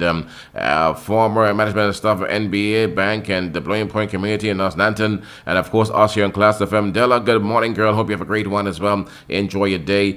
Sonia Connor from your siblings, the children, the nieces and nephews, and also Shirley and the Busbys and Nurse Nanton. We have Kareem Fleming from your family circle, Dorothy Director Hennis from your siblings, the family circle, the medical nursing and security staff of the Central Polyclinic, and the clergy and the congregation of the Pro Cathedral of St. Mary, and Nurse Nanton as well. Wishing you all the best on this your Nanton, wishing you all the best on this your day. Marlene Rogers from your siblings, the son, the family circle staff of the Customs Department, yes, and the clergy, the interpretive dancers, and the congregation of the Pro Cathedral of St. Mary. Wishing you all the best on this your day today. The Farrington community and North Nanton. Also Cheryl Brooks Richardson from your family circle, the Busbys and the Brands, the Christophers and Simpson families, and Gloria Reed Horsford and North Nanton. Vernetta Lake of North Hill, happy birthday from the Augusta Lake and the family circle. Grace Barbara Bundy, Nurse Nanton, wishing you all the best on your day. Tafari Richardson from your family circle. Cara Hughes Gums from your husband, the father, the siblings, the Busbys, the Grace Barbara Bundy, Nurse Nanton. We also want to say happy birthday to Ronnie Richardson from your siblings, the family circle, and Nurse Nanton. Pamela Riley, birthday today as well, from your mother, the family circle, your son, and the Busbys, Kennedys, the Brands, the Christophers and Simpson families, man, wishing you all the best. Staff of the Angular Red Cross and North Nanton, happy birthday, Pamela. Enjoy your birthday in a big way. Jahim Vanterpool Rogers, Steve Carty, Justin Proctor, Ethan Hodge, Yutania Brown, and from the clergy, all celebrants from the clergy and the congregation of the Ebenezer Methodist Church, and Julian Thomas, Yvonne Robinson, Monet Douglas, and Maxie Richardson. Happy birthday to you as well. Happy birthday, Maxie, from your family circle, and Daddy Mitch, wishing you all the best on your day. Sandra Richardson and St. Thomas, from your mom and your husband, the Christian Richardson, and also Junior and the siblings, the children, the grandchildren, parents, and Law and Joni and Christian, Terry and Joy and brother and sisters-in-law, and the family circle, Ellis, Bernard, Vi, Janice, Gloria, Sheila, and Nurse Nanton, wishing you all the best today. Wedding anniversary greetings we extend now to Yvette, Patsy, and Naaman Webster. Yes, from your siblings, the children, the grandchildren, the clergy, and the congregation of the Mount Fortune Seventh-day Adventist Church, and the staff of the Honolulu School, management staff of CNN House of Quality and Nurse Nanton, wishing you all the best on your day, us from us here on Klass FM as well, and all other birthday and anniversary celebrants out there. Good morning, have a great one, enjoy this your day to the max, okay? And to all who are bereaved at this time, we extend our sincerest condolences as well, and may you find comfort in the precious memories shared as well. The quote of the day: the beautiful moment is when you stop caring about what others people think and live what is truly in your heart. Yeah. Okay, author, no, that's real. You have to do you. There's no other way. You have to do you. Otherwise, you'll be a very unhappy soul. You must do you. That's a true saying. And take it one more time. Let's take it one more time. The beautiful moment is when you stop caring about what others people think and live what is truly in your heart. Authors unknown. That's a great one. That's a powerful one. Have a wonderful day, guys, and have a peaceful, relaxing, and a wonderful day from Teacher Janice, Grace, and Barbara, Bundy, Nurse Augustus, us on Klass FM Radio, Gabs Party Store, your family circle, and Nurse Nanton. Well, that's your celebration program there for today, folks, to let you know that you can join us here, and you can join us here. That's okay, yeah, that's you can join us here. That's tomorrow morning for another presentation. And by the way, my niece Oli Shiole, Shiole Thompson, Shiole, good morning. That's my niece Shiole. I gotta say happy 18 to you one time, and happy birthday to you, Shiole Thompson. Enjoy your birthday in a big way from your mom, Nessa, and all of us, the entire family circle. The whole crew, man. Wishing you the best one time, girl. Enjoy all your uncles and aunties and the cousins all around here. Wishing Shiole Thompson all the best on her birthday today, and that's my dear niece Shiole, and she's one of the she's also one of the young pilots around here, and she's in school, right? Really and truly, she's in Angola right now too. But yeah, so that's our young captain, and I promised her that one day when she's up from St. Thomas, she's in St. Thomas back and forth. I will do a flight with her, a flight with my niece. She turned 18 today, and I promised to go to Antigua with my niece. So I intend to do a flight with my young niece sometime soon. I'm observing her right now. She's looking good. I'm looking at the takeoffs and the landings and all that stuff, and I'm looking at the flight as well. She seems steady, so she's getting there. So as she's clear to go, we're going to Antigua.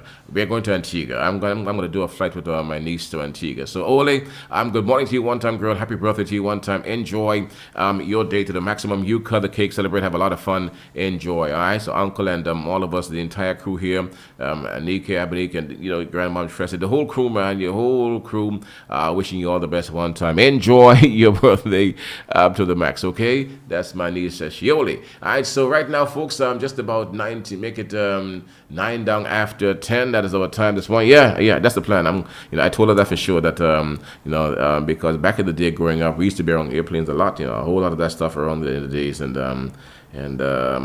she is now getting the hours up. So once she get the right hours, really from hours, and very soon she's gonna solo just now. Once she solo, Uncle will be the co-pilot. All right. Okay, so right now, guys, 9 minutes, make it 10 down 10. That's our time, and that's our time right here now. And we're gonna move around here now quickly. And also, happy birthday, Shiole, from Teacher Janice, Grace, Barbara, Nurse Augustus, and also Nurse Nanton, the entire crew, wishing you all the best today, Shioli. Enjoy your birthday to the maximum. Enjoy your birthday to the max. Okay, Klass FM here in the morning time. So right now, folks, a couple of things coming up today. Quite a bit happening. I have some paid announcements to come today. Shelley Webster made some points in the House yesterday, and her team has opted to highlight those, to amplify those, so they're coming your way today. Also, that matter involving Mr. Thomas Eddie Kelly. You know, ever so often I report on the matter because I'm concerned about our people and these cell phones and the things we're getting ourselves involved in. And sadly again this morning, I have another update for you via the court system. I have documentation here, and I've been asked to really look at that document this morning as well, and to update you as well. So more sad stories, and but again, my advice to our people here, and especially those who listen to us on a daily basis, very careful.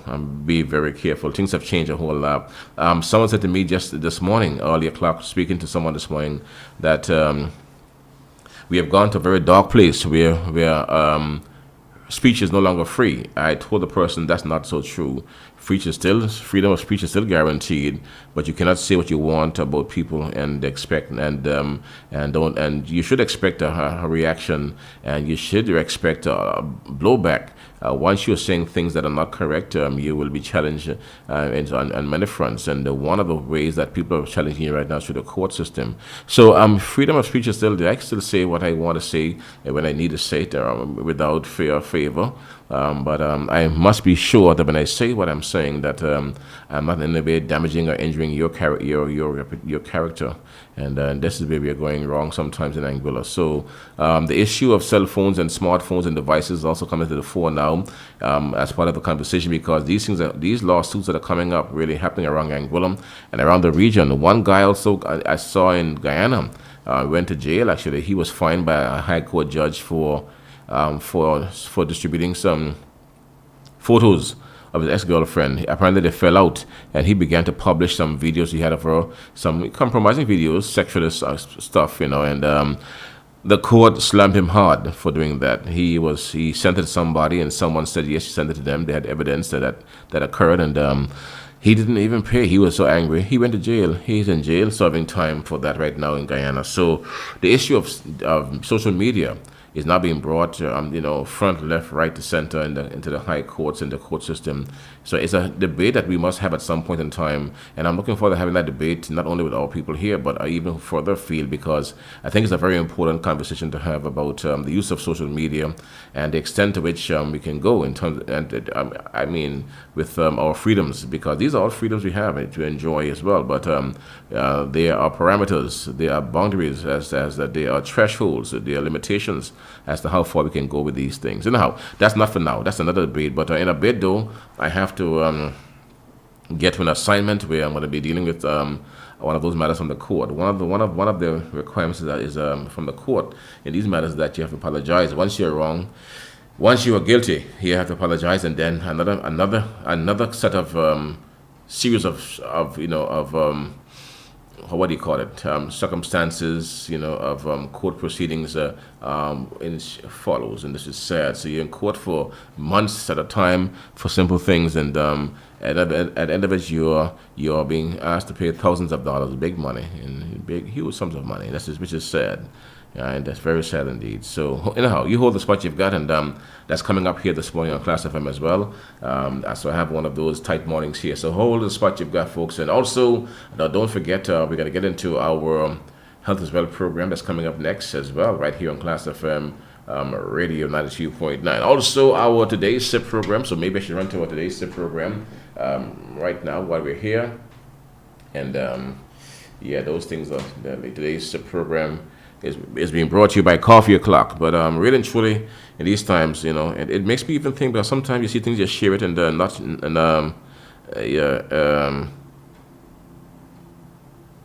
you must be careful with things you're doing.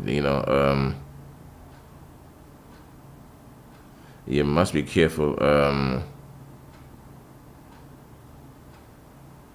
Okay, so good. All right, so good. So I just saw here now a note. Okay, all right. So I was going to health as well. They're saying that my okay. So they're saying that we're gonna put a program off until after Carnival. Okay, so my producer just informed me that we'll stand down. So okay, so right now, give me a minute. I'll get back to you in a while. Let me just get across to my office and get back to my office and. I'll return here to continue our programming on Class FM. So hold the spot you've got, folks, on Class FM Radio 92.9 here in the morning time now. So again, I want to say happy birthday to all those out there celebrating birthday today. Enjoy your day to the maximum. So folks, be careful. I beg you, be careful. It's not a good thing. What's happening right now is, there's no joy in these things at all. In fact, I feel for persons who would have been caught up in these situations. But I think that... I had a discussion with someone this morning who told me that Eddie Kelly need to back off. You prove your point, just back off, let the people alone, don't harass them, back off. You've already proven your point, But I think in the case of Eddie Kelly, it's a bit more tedious than that, a lot more tedious than that. The fact he trades on the Wall Street, he's a trader.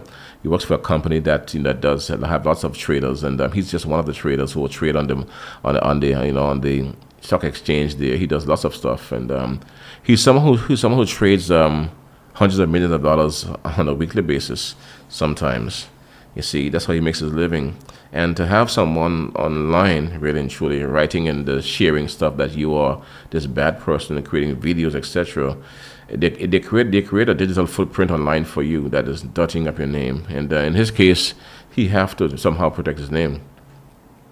It's already a very funny business where people lose money, they win money, they win, they gain, and it's a very contentious area. It's a hard area to work in, It makes some good money when you're doing good. He is doing great for himself, but it's a difficult area too. People lose money and they cost you. They win money, they win, they gain on the investments, and they praise you. And that's how it is. I'm sure he lost some, he wins some. It's like anything else to do, but you cannot say things about a person unless that they have been convicted in court for bad things. And there's no record anywhere really of him being convicted of bad things anywhere. He was forced to defend himself. Was forced to have his office reach out to the regulators. Was forced to present documentation to prove that he had a clean bill of health as a trader. All these things was happening around him. He had lots of trouble here in the last couple of months. So where he's at right now, where he is now hammering people in the court is him recognizing that they went for his throat, and the very way he lived, the way he feed his children, they went to destroy everything. And that happened right here in Anguilla among all people. So that's why he's behaving how he's behaving. They went for his livelihood, you see. So in a man threatening your livelihood, my grandfather used to say one time back in the day, if you threaten his livelihood, he will Wilmot, my grandfather. He had a saying back in the day that if you threaten his livelihood, was going to end you. That was his saying back in the day. And I believe that to this very day, that is still the way it is. Once your livelihood is threatened, you cannot take care of yourself, you can't take care of your kids, you will be in a precarious situation, and that requires, some defense, really. All right. But anyhow, I'm going to get that stuff for you in a bit and get back to you shortly with that. But I have that assignment. I was instructed to take care of that in a bit, so stand by for that. So you stand by, folks. In a minute, okay? Hold the spot you've got. But right now, though, let me get into our today's SIP program. Today's SIP program is brought to you by Coffee O'Clock, right there in the... okay.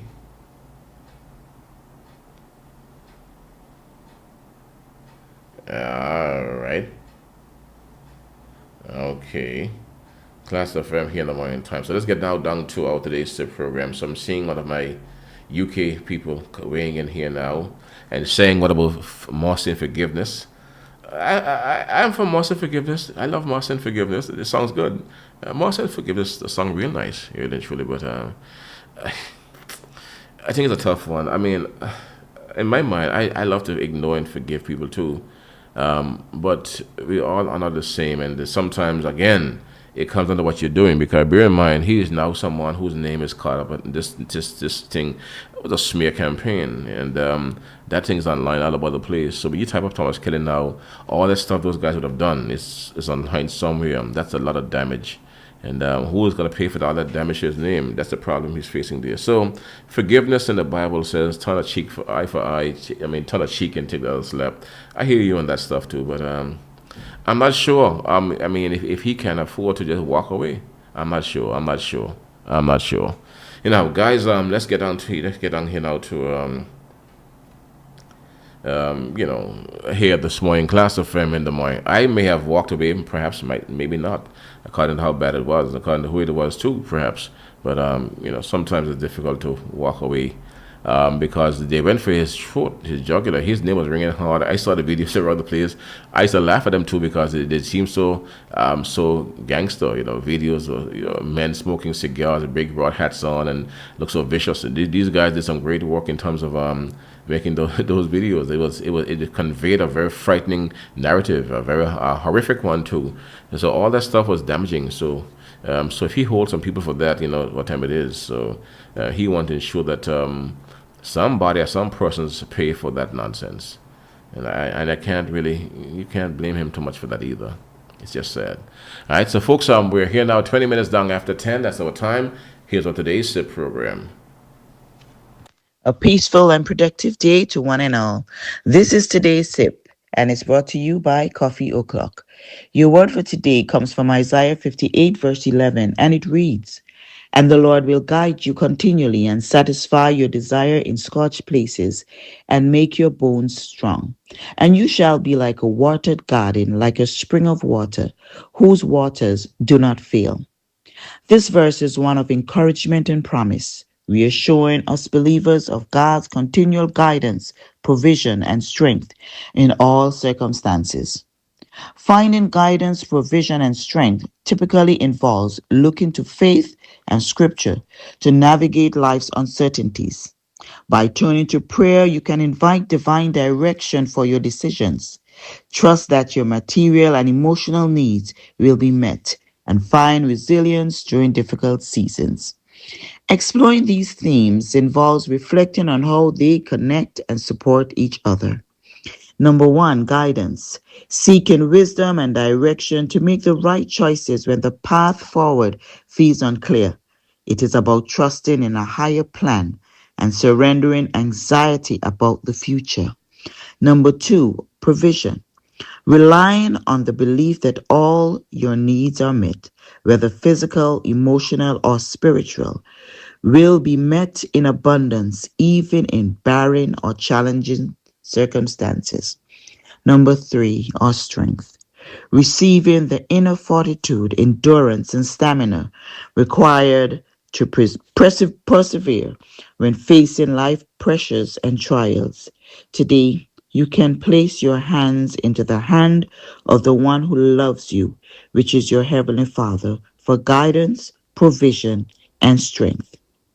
Do take some time today to sip on these promises, sip on these truths, sip on God's goodness and His faithfulness towards us, and do have a blessed and amazing day.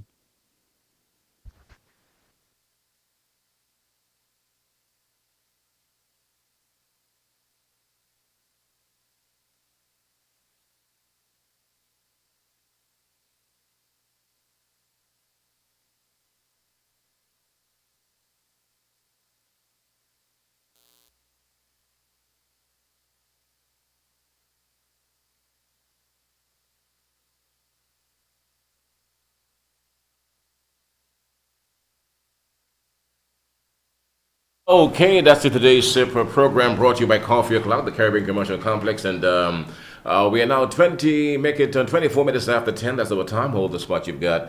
I'm coming your way. I'm coming your way right now. Just getting some stuff lined up in the office, and for this other segment, we have been instructed by a legal team to do an exercise this morning here. So I'm preparing for that. So give me a few minutes. Let me just line up this stuff, and I'll be with you shortly. Hold the spot you've got. For 18 incredible years, From Within Dance has inspired, empowered, and transformed the lives of hundreds of dancers across Anguilla. This Saturday, you're invited to witness the final chapter of an unforgettable journey.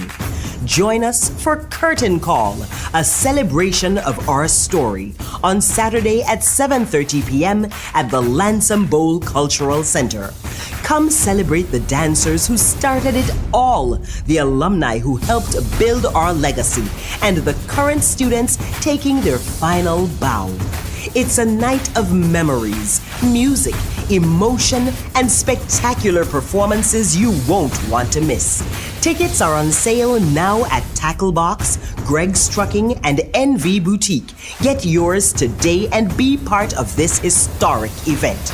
From Within Dance extends heartfelt thanks to our valued sponsors: Greg's Trucking, NCBA, Republic Bank, the Department of Youth and Culture, Flow, Placid Pools, and J.M. Dyer and Company.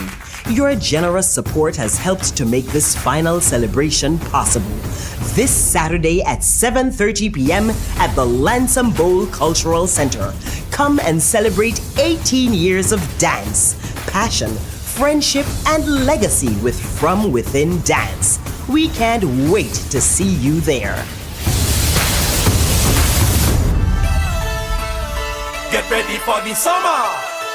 Anguilla for the summer. Visit Anguilla and win US $10,000. Purchase your Anguilla Summer Festival passport today and be a part of the biggest summer experience of the year. Attend the official festival events. Scan your passport at each event and you'll be entered for a chance to win the grand prize. The more events you attend, the more scans you collect, and the greater your chances of winning. Get your festival passport today by visiting www.anguillasummerfestival.com. Don't miss your chance to experience the excitement, celebrate the culture, and walk away US $10,000 richer. Anguilla for the summer. Be there, scan, vet, and win. Get ready for the summer. Anguilla for the summer. Okay, so folks, I'm with you now. So I think I have the information that I was that we'll take care of this morning in my lined up here with us now on the morning deck now. So earlier I would have given you some I would have laid out to you a frame for you this morning earlier as to why we are at this point right now, and I told you about Thomas Kelly, and I told you about the several persons who were ensnared, caught up in a situation where there were some videos or some audio pieces and some statements made about him in the public space, shared on social media, and even at some point someone would have nailed some stuff around here as well about Thomas Kelly. Thomas Kelly tried to inform those persons that he was a man above board, and they continued to call him all sorts of names. Thomas Kelly is a this, he's a that, and there were many videos and going around the place really, and most of them persons who really who were once his friends, on the APM side of things. That occurred on that side of after a while. So after some time of this type of activity, Kelly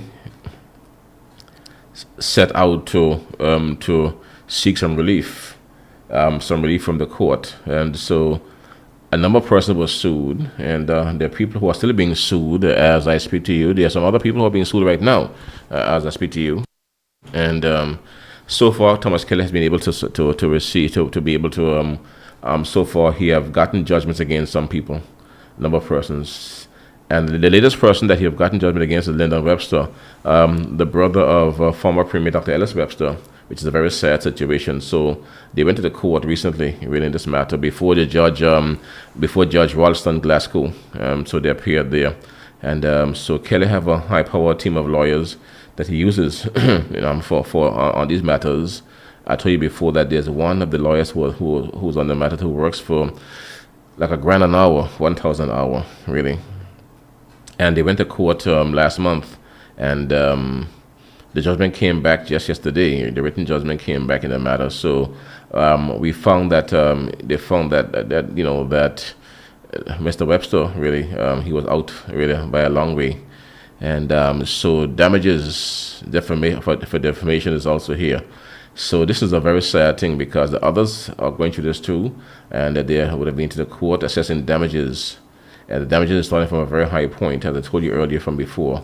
and very sad indeed. So this came from the court and the lawyers, and as part of the settlement process, apologies are in place, and there's one that needs to be read this morning, and it gives you no pleasure, but it's a terrible thing that's going on here. And this is just only part of it. You apologize after the fact, and you still have to fork up some monies, right, for this. So this was posted on Klass FM Facebook page on the 13th of October last year. And I recall when this occurred, it was Willis Barton who was also on the page. And Willis Barton, and the court would have heard all of this information just last month here. I recall when Mr. Webster was posting stuff, it was a very strange thing. I mean, this is sad because this is a man who's from a good family as well. People who are good people. And, he was, I don't know what caused that, but I recall when he posted those statements on the page, it worried me a bit myself because he was posting it on Klass page. It was Willis Barton who said to him, "Brother, you're either very brave or you're very ignorant, one of the two." I will never forget those comments made by Willis Barton. Willis told him that you're either very brave or you're very ignorant. At the time, Kelly had already commenced taking action against other people. He would have heard about that. He was suing people all the time.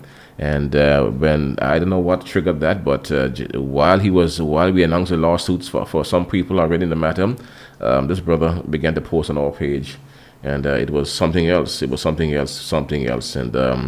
And after that, he too was also ensnared into the situation. He went to court recently, and the judge really ruled against him. So this is the rule. This is the court ruling I have here from the Eastern Caribbean Supreme Court. This is the court ruling I have here that came in.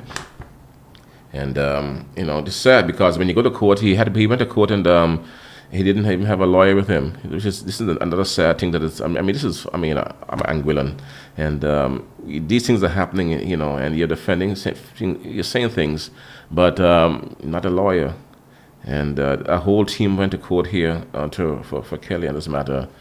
All right, but the judge ruled heavy against him on this matter here.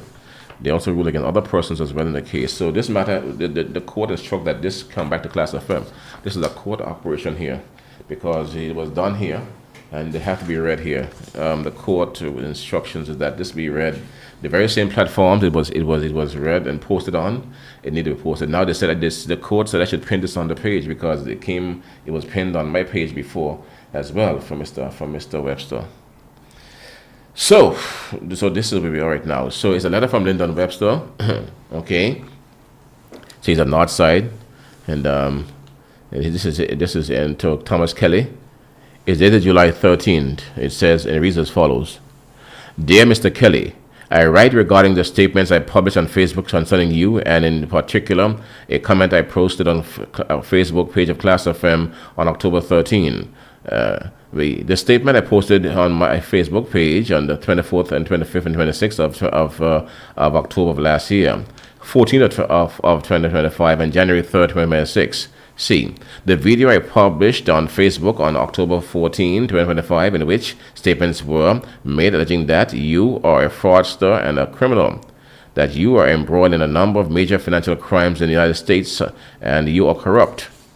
You have committed fraud. You have been found guilty of criminal offenses. Therefore, there have been criminal charges laid against you.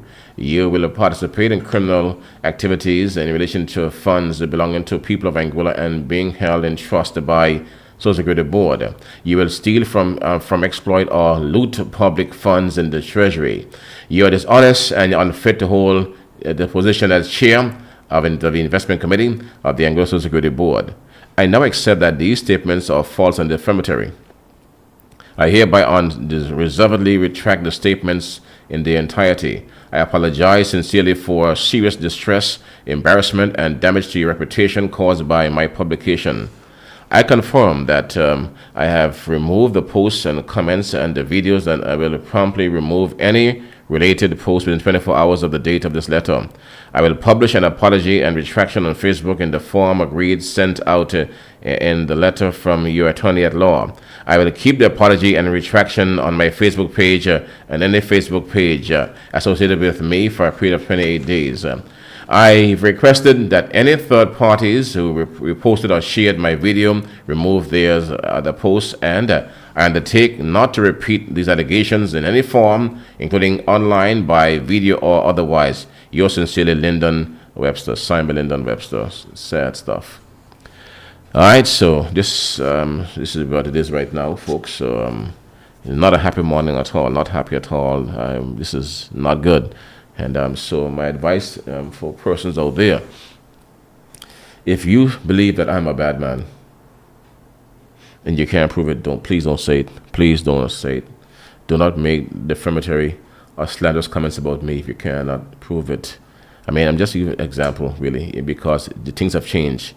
I recall back in the day when you had Hubert Hughes and Eric Reed and Osmond Fleming, and they go in the House of Assembly and they wallop and they carry on, and that's no longer the case. Things have changed. When they did that in those days, it was Radio Anguilla, and in those days, no internet service. Whatever they said was just heard in the Valley Bottom, maybe South Hill, West End, maybe further St. Martin, no further than there.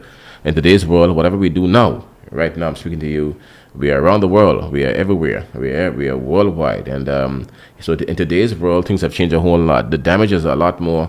The damage is much more significant now as well. The impact is harder for sure, because more persons are accessing these things. When you write stuff online as well, you create a digital footprint, a footpath where things remain for a very long time. You can hurt people's reputation and character. Again, Thomas Kelly trades on the Wall Street. He does big trade. He's a major trader. I spoke to people who, at the time of this thing erupted in his office.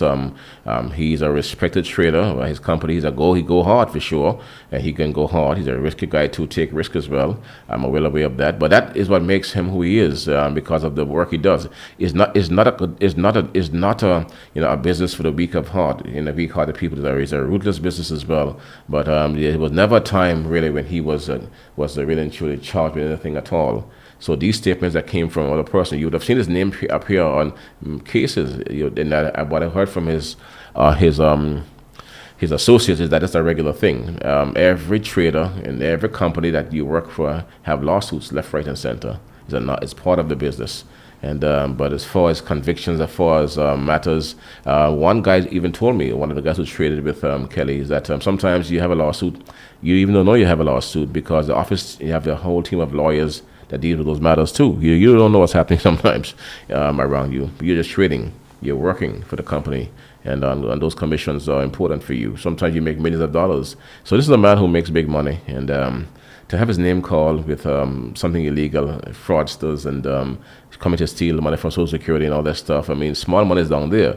This guy trades hundreds of millions of dollars on a weekly basis, so I don't think he'll be interested in a few easy dollars we have around here. I don't think so. But those things were said really about him too, by many persons really. So this is a sad situation. And the sad thing is that the other persons in Anguilla, they are business people in Anguilla, people who are aligned with the opposition side, who are also coming down in the court now with these matters. So someone told me that he needed to stop because it doesn't make sense to mash up your own people.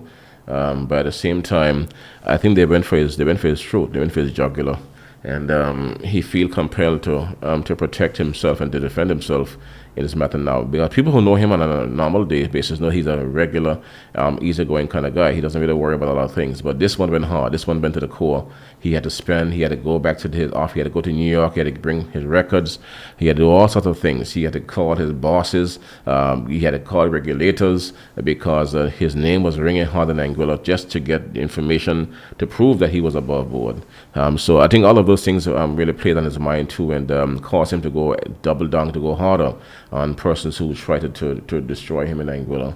So he also would have said to me at the time, he said, imagine I live in New York, a big place, a major center where we do big things, and I've never experienced anything like this in my life. What's happening to me in my own little country, Anguilla, I'm being ripped to pieces by my own people.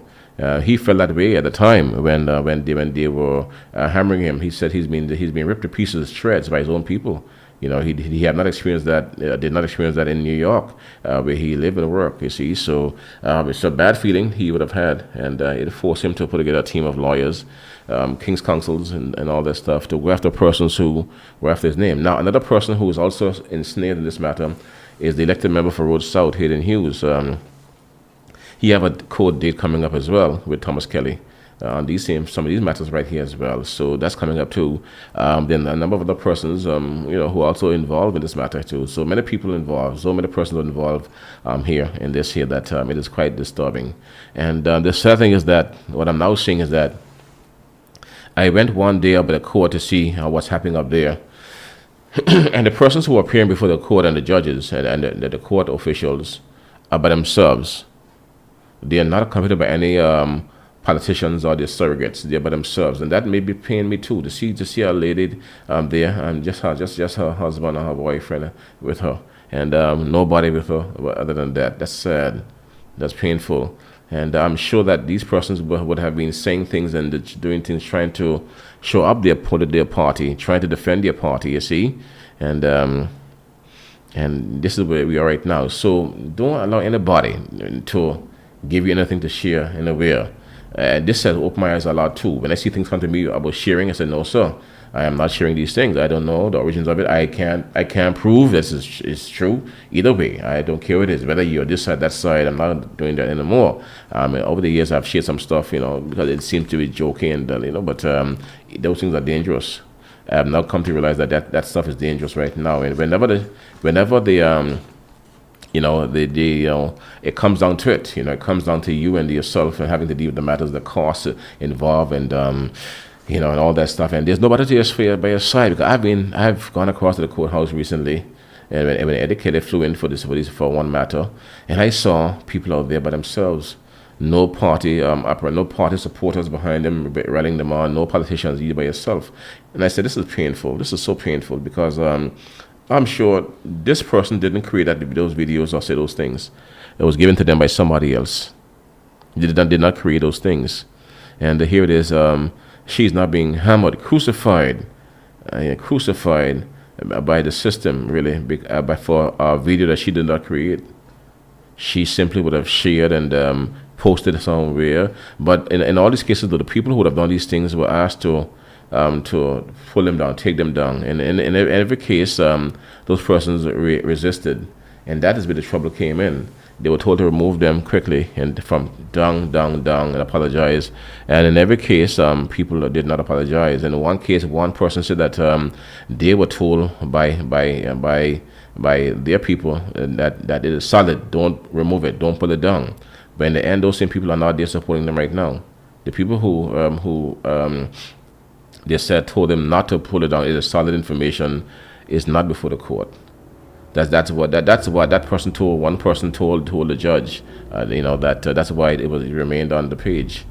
You see, so it brings to mind an old saying from my grandmother. Nah, used to tell me back in the day. One time I was doing something and I got a spanking for some licks for it coming up. And while I was being spanked and beaten by my grandparents, I was told, never follow a multitude to do wrong. Never follow a multitude to do wrong. So licks was coming like that with a thumb on stick, thumb on whip. Never follow a multitude to do wrong things. So I'm aware of that too. I'm aware of those teachings as well. And this in itself has caused me to be even more cautious now, because you can never escape. Even what I do here is a dangerous business. Litigation is a big thing. Loyal suits and lawyer letters is the big thing. It comes your way easy, right? And you have to be so careful, so careful. Speech is free, but you cannot slander persons. I cannot use what I have, my resources. I cannot use my platform to destroy you. You have a right to seek redress from the courts. If I don't come to right with you, you have a right to seek redress. If you ask me to stop and I don't stop, and I keep on pushing a narrative that is damaging your character, you have a right to seek redress from the court. And that's how it is, and that's how it is right now. So these persons who are now going through this process now, we have to pay all this money, and some of them I sure don't have this kind of money. They would have had chances to apologize all their clock and remove this stuff, but they were told by strong people within their parties and their circles that this is solid. Don't worry, leave it there, don't pull it down. But those same people are not there today to help you. which is very sad. And that this was told to the court. The court heard these things, and the court this was said by persons who were in the court, speaking after sentencing about these things. This was heard by people. So whether you are AUF, APM, and you're given stuff to be by your people and the parties to be sharing information on other people, trying to just smear their names, don't do it. Stay far. Don't do it. Stay away, because these things have real implications, and they have financial implications, really, and emotional ones too. Because man, this cannot be a good feeling for people to be going through. And what would pain me the most, if I was caught up in this right now, is the fact that I did not create the content. That would be the thing that would have me worried right now. The content itself was not created by me. Okay. So, and same Kelly here now to me. Okay, Kelly said, Hammer. Hammer. He said, Hammer, I will spend whatever it costs. I will not sleep until all of the individuals who said these things about me are dealt with. To the fullest part of, I will not stop, Hammer. I will not stop. I will not stop. Okay, Kelly, here. He said, they send this stuff to my children, my family members in St. Kitts, the U.S. and England. They never thought about what they did. I'm not going to stop until they pay with their pockets or time in jail. I'm not going to stop, because if they got away with me, and they will do it to somebody else. Okay, Kelly, I hear you, my brother. So he's emotional right now too about the whole thing. He's emotional about the whole thing too. Okay. All right. Okay. So, so these things are very serious things, very, very serious matters. So, Kelly, I feel your pain, brother. I feel it here for you. So, so he have a couple of people on the list to go again, because in the court, what happened in the court is that the people who were before the court began to tell the judge who gave them this information. That was sad too, because a couple of names came up. Some friends of mine came up too in this conversation, and those names that came via the court are persons who he's now suing again. All right, so this thing hurt him bad. It was a lot of pain. They played with Kelly's mind. It was bad. I mean, when I saw the videos, I mean, I couldn't believe it was done by locals. It was a professional job in terms of how to smear a person. He looked like the 1970s American gangster crime boss in those videos. It looked shocking. It was horrific, really. I did not know that our people were that good in terms of creating these type of narratives in video and audio. It was serious. They use AI to generate these voice characters, and they use the photos, and they created a lot of damage in a short time. So I can understand why he's feeling the way he's feeling right now, and I apologize. I don't know what else to say. I don't know what else to say, but it is quite troubling. So Lyndon will be back before the court. He's got to go back to the court on what date here? The court has set a date for. The court has set a date for. Okay, wow. The court has set a date for October 19th for him to return notice today to deal with damages. Shucks. So he will now know that the money, the damages that the case is now seeking. So this is going to be the 19th of, the court has set a date of the 19th of October for all affidavits to be submitted and filed. So this is going back to court on the 19th. This is not good. This is the court judgment, and the settlement matters will be dealt with on the 19th of October. We'll be commencing then. So this is a lot of trouble. So this is what it is. So, but again, I cannot forget. That date when Willis Barton spoke in the chat there, and if he had just listened to Willis Barton, this would not have happened. Willis said, "Brother, you're either very brave or you're very ignorant. You heard what's happening. You heard, and you're still posting these things." And I forgot the comments that he would have made, really and truly. But after that, the response to Willis Barton. But Willis Barton, tried to work with him too, to warn him about that situation on that day. Because when he said those things, the whole chat went quiet. Everybody's froze and went quiet because they already heard that he was Kelly was suing people for those comments, but the brother went really hard and he doubled down and doubled down. Now we have a situation on our hands here. Now Kelly is saying that he is not going to stop because he was damaged. His kids saw these things. His family members saw these things. His friends saw that. He was embarrassed by what they did to him. Really, he was highly embarrassed in America in his job. He was highly embarrassed by what they did to him, and he's now seeking redress via the courts here in Anguilla. And the legal fees are not a problem because one of the big lawyers he have there, one or two of those lawyers, he's paying them from his pocket, and they work by the hour for like $1,000 an hour. Okay. He also have a couple of local lawyers on our team as well, Josephine Gums Connor and Carl Larry Rogers. They're on the legal team too, along with his international lawyers. So it's a lot of expense that is coming up here in these matters.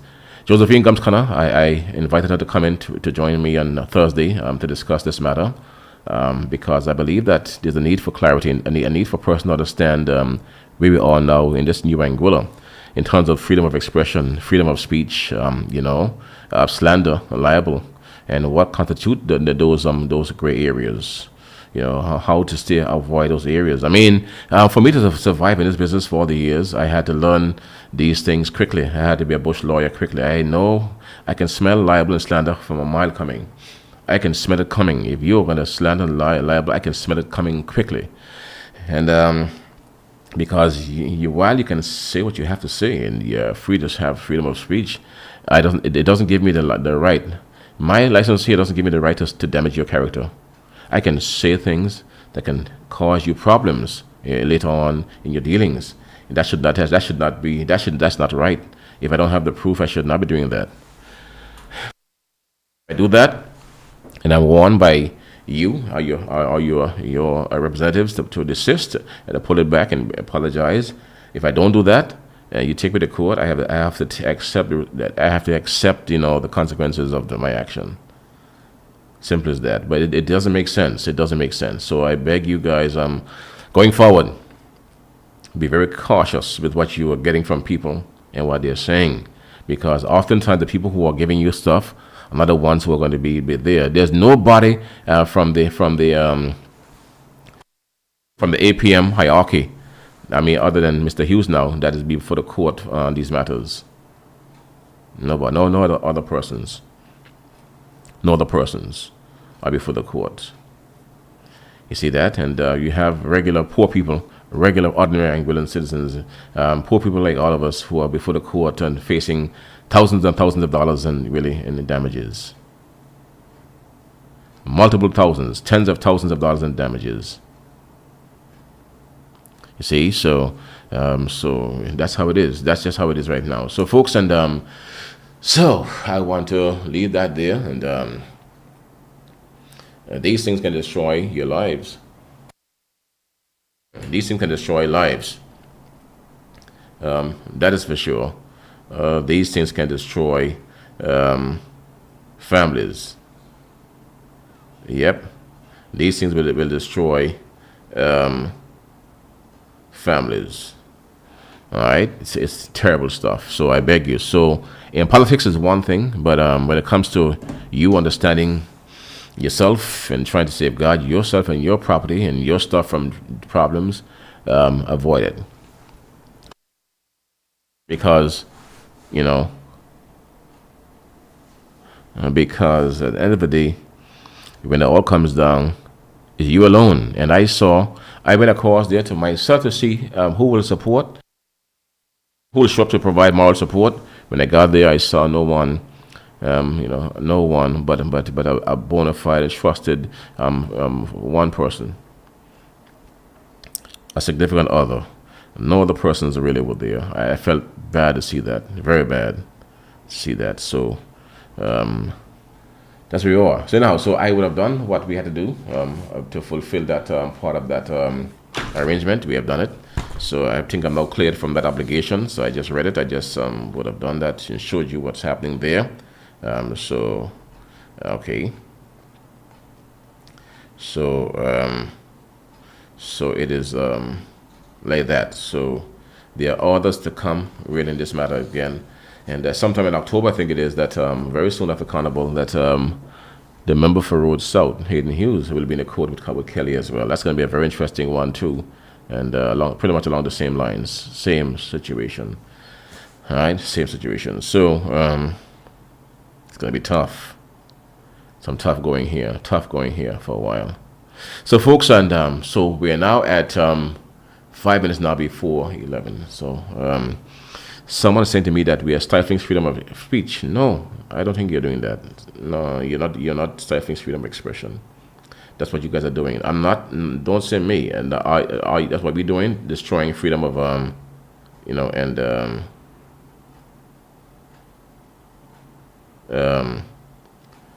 some I'm not doing that. I'm not doing that. No, it's, you have to be careful. Not we are destroying it. If you have issues, you speak truthfully. You don't say things that you cannot substantiate. I'm not destroying anybody. I mean that's not happening. All right, so I'm now seeing lawyers telling me that they're going to court Monday now with another person, and on Monday they're going to court again, and Monday morning with someone else. Monday someone will be in court again. So Eddie Kelly have the court in Angola busy bad, very busy right now. Anyhow, guys, and gotta leave you now, but I have to get back to other stuff right now. But I also have some stuff to air here for Team Shelia Rogers, and Rogers Webster, some paid pieces by her team. They want some bits aired as well. So that's one of my commitments today too on the program here. Angola is a small country. It was the leader I won many years ago. I don't know how he arrived at that position, but one night I recall, I think I was at Radio Angola in those days, a young boy coming up, and he was having one of his sacraments and sitting down meditating. He said, and it's a mantra he continued with for many years. He said Angola is a small country, but she can bring the world to her knees. He said it from back in the 90s, and even up until he died, I believe he was saying that same thing. That Angola will bring the world to her knees. I don't know how it will happen, but Angola you must be careful here. You can be destroyed in Angola easily. A small country, but you can be destroyed here quickly if you're not careful. All right, so I'll end by saying that. So folks, thank you for your time, and so I'm not trying to, so we're not destroying free speech or killing people. No, that's not true. That's not true. It is that you can say what you have to say, but you cannot slander and destroy people's character. That's how it is. Okay, so folks, we're here now, guys, and Klass FM in the morning time. Okay, so wow, here we go again. All right, so more people are saying things. So at some point, whether you have money or not, you pay for slander, you pay for your mouth, and that's the reality of the situation right now. So right now, let me get across to Team Shelia Rogers Webster and see what they want us to run two pieces here quickly. Paid announcements, and so Team Shelia Rogers Webster, they want this to be amplified a bit here on the platform, so we're gonna do we are working right now. I'm working too. This is what happened here was a part of a job, okay, as well, because and this is sort of a job you really don't want to start a job. This is a painful job. This plays with your mind too, because I'm right here on this job right now, but it hurts my heart and my mind because these people are all Angolan people too. But it's the nature of the beast, okay? So right now, folks, and let's get down now to it. So the following is a paid rebroadcast of an excerpt from the Angola House of Assembly, being paid for by Team, Mrs. Honorable Shelia Rogers Webster. Here we go.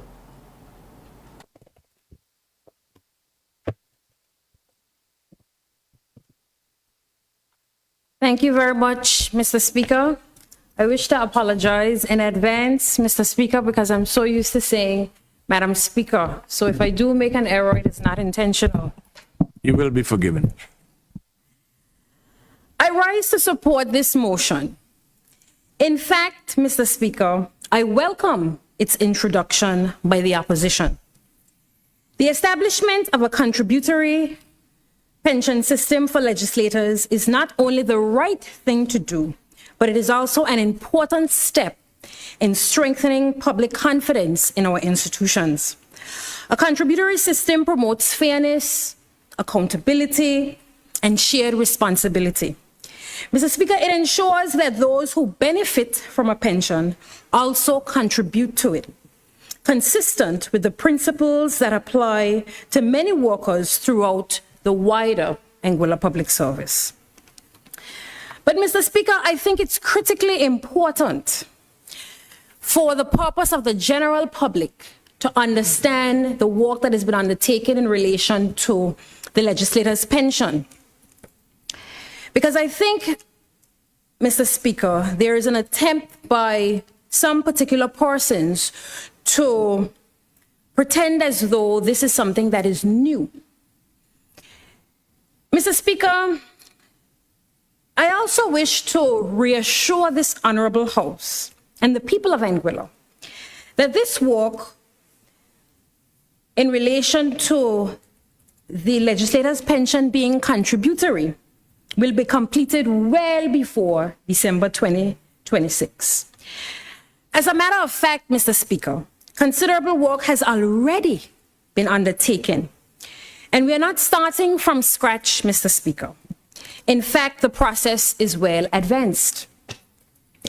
Mr. Speaker, I believe it is critically important to place on public record that my support for a contributory legislator's pension did not begin today on the 14th of July 2026, nor did it begin when I entered government. When I first offered myself for election in 2022, during an interview on Klass FM with DJ Hammer in April of 2022, I was asked specifically about the legislator's pension fund and the act. My response was clear and unequivocal. I believe it is critically important that pension be made contributory. I have no doubt, Mr. Speaker, that the then administration heard the interview. And I know this because several members of the then administration publicly responded to a number of issues that I raised during that interview. Curiously, however, there was complete silence on my recommendation regarding a contributory pension. While serving in opposition, Mr. Speaker, I undertook extensive research into the Legislators' Pension Act. As part of that work, I met with the head of the Public Service Pension Fund to better understand the operation of that scheme and to compare it with the existing legislators' pension legislation. Those discussions proved extremely valuable and helped to shape my understanding of how meaningful the overall reform of the legislation was. I also spent many hours conducting research at the House of Assembly. I wish to place on record my sincere appreciation to the Clerk of the Assembly for his professionalism,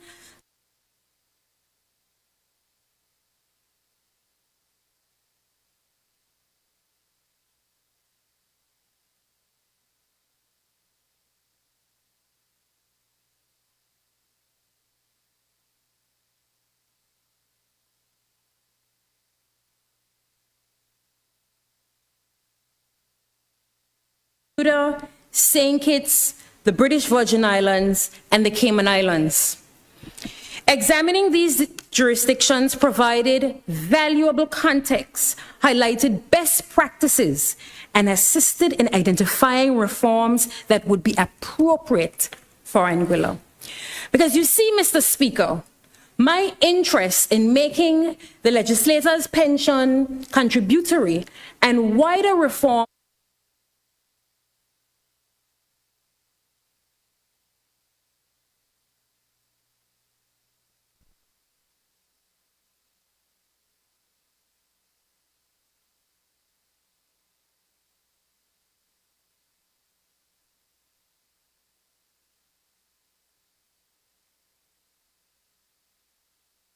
Okay, well, tell you what, here, Klass FM here in the morning time right now, and I'm gonna have to do something else. I think I have to. I'm trying to play them here, but I'm gonna have to pull them down and just run them from the mainframe. So give me a few minutes. So I'm gonna run them from the mainframe in a bit to give me a few. Then we get me set together and get back to you. So give me a few, folks. Hold the spot you've got. I was trying to do a shortcut here this morning to make it easier for me, but I have to go to production and come back. So I'm gonna go into production and return in a bit with you here. Right. So hold the spot you've got. Klass FM radio. 92.9 here in the morning time. Just hold the spot you've got, man. That's a paid announcement, and I have to get it right for the folks from Team Shelia. So let me go to production and get back to you in a bit here with the file done. Right. Hold the spot you've got.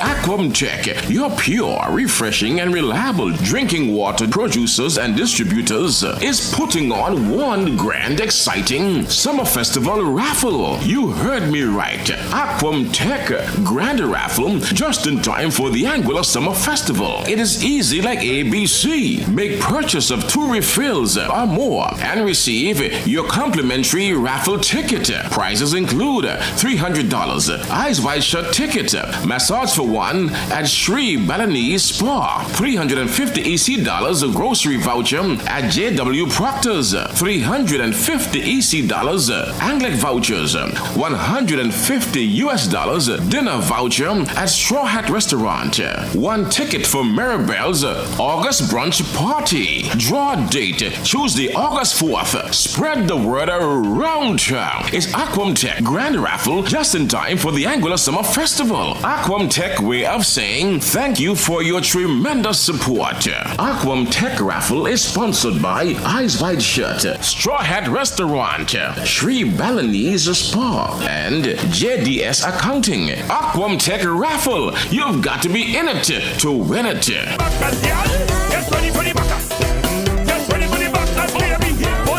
The Anguilla Electricity Company Limited invites applications from suitably qualified candidates to fill the position of diesel mechanic in the generation department. Main functions, duties, and responsibilities of the position include: conduct visual inspections, checks and tests on engines, log required parameters, and report any discrepancies to supervisor. Carry out the removal, repair, replacement, and overhaul of engine components and auxiliary equipment in accordance with existing maintenance schedules, standards, specifications, and procedures to ensure that maintenance targets are met. Conduct major engine overhauls for each engine or as otherwise dictated by maintenance requirements. Conduct a diagnostic test on engines and components to determine the causes of operational malfunction and recommend corrective measures. Execute and recall all work order activities/actions in the maintenance software. Troubleshoot and rectify faults on the units and auxiliary equipment in accordance with approved standards, specifications, and procedures. Keep the mechanical workshop and equipment in a safe, clean, and tidy condition.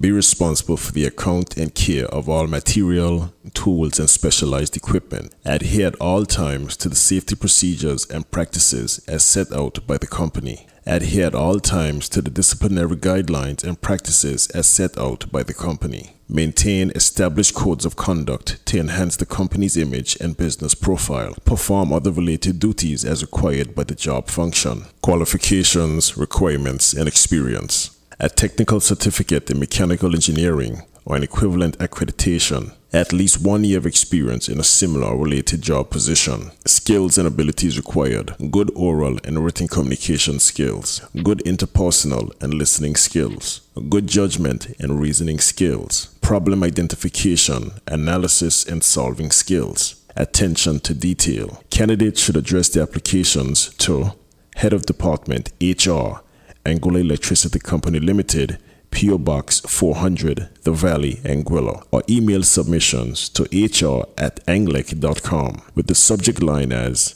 DM Post. Full details of the job vacancy may be obtained from the website at www.anglec.com/vacancies.php. The deadline date for application is 16 July 2026. Remuneration is commensurate with experience. And note well, all applicants must send a copy of the application to the labor office. Anguilla, get ready for an unforgettable summer event. Yes, the countdown is on for the South Valley Community Street Festival. Join us on Saturday, August 1st from 8 a.m. to 8 p.m. as South Valley comes alive with energy, entertainment, and community spirit. Enjoy a full day of delicious food, exciting vendors, family fun, great giveaways, and non-stop vibes for everyone.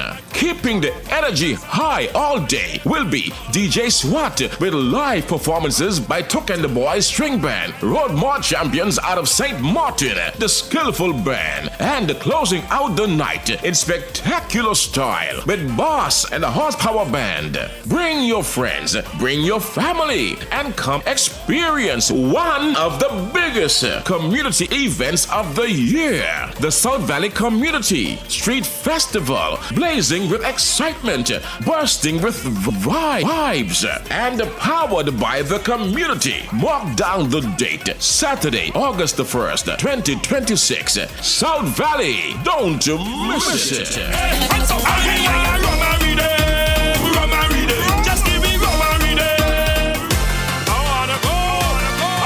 This is the Summer Festival. Exodus HD and Motor World are proud to present their 2026 Summer Festival Raffle, created to support the continued growth and celebration of Anguilla Summer Festival. For just $20 US, you can drive away in a brand new, fully loaded 2026 Cherry Tiggo 2 Pro Lux, finished in stunning khaki pearl white with a black roof. But that's not all. Second prize, a brand new 10th generation iPad. Third prize, a free vehicle service.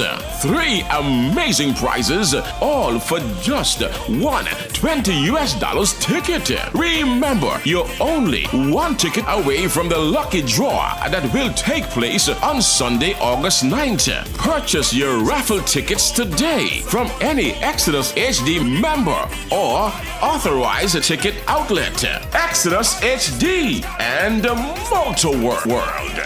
Supporting Anguilla Summer Festival. Rewarding our community one ticket, one chance, one lucky winner.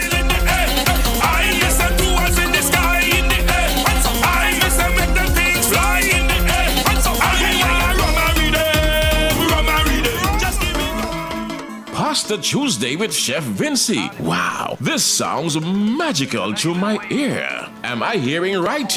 Yes, Chef Vincy is joining the Cafe Dora team every Tuesday for Cafe Dora Pasta Tuesday, offering her signature pastas. Come out and enjoy Vincy's veggie and chicken pastas and her popular seafood linguine served with mahi-mahi, shrimp and lobster, and of course, your choice of wine or cream sauce. Pastas are available from 11 a.m. to 1:30 p.m. Please call 235-3672 to order. That number, once again, 235-3672, or just to stop by and dine in.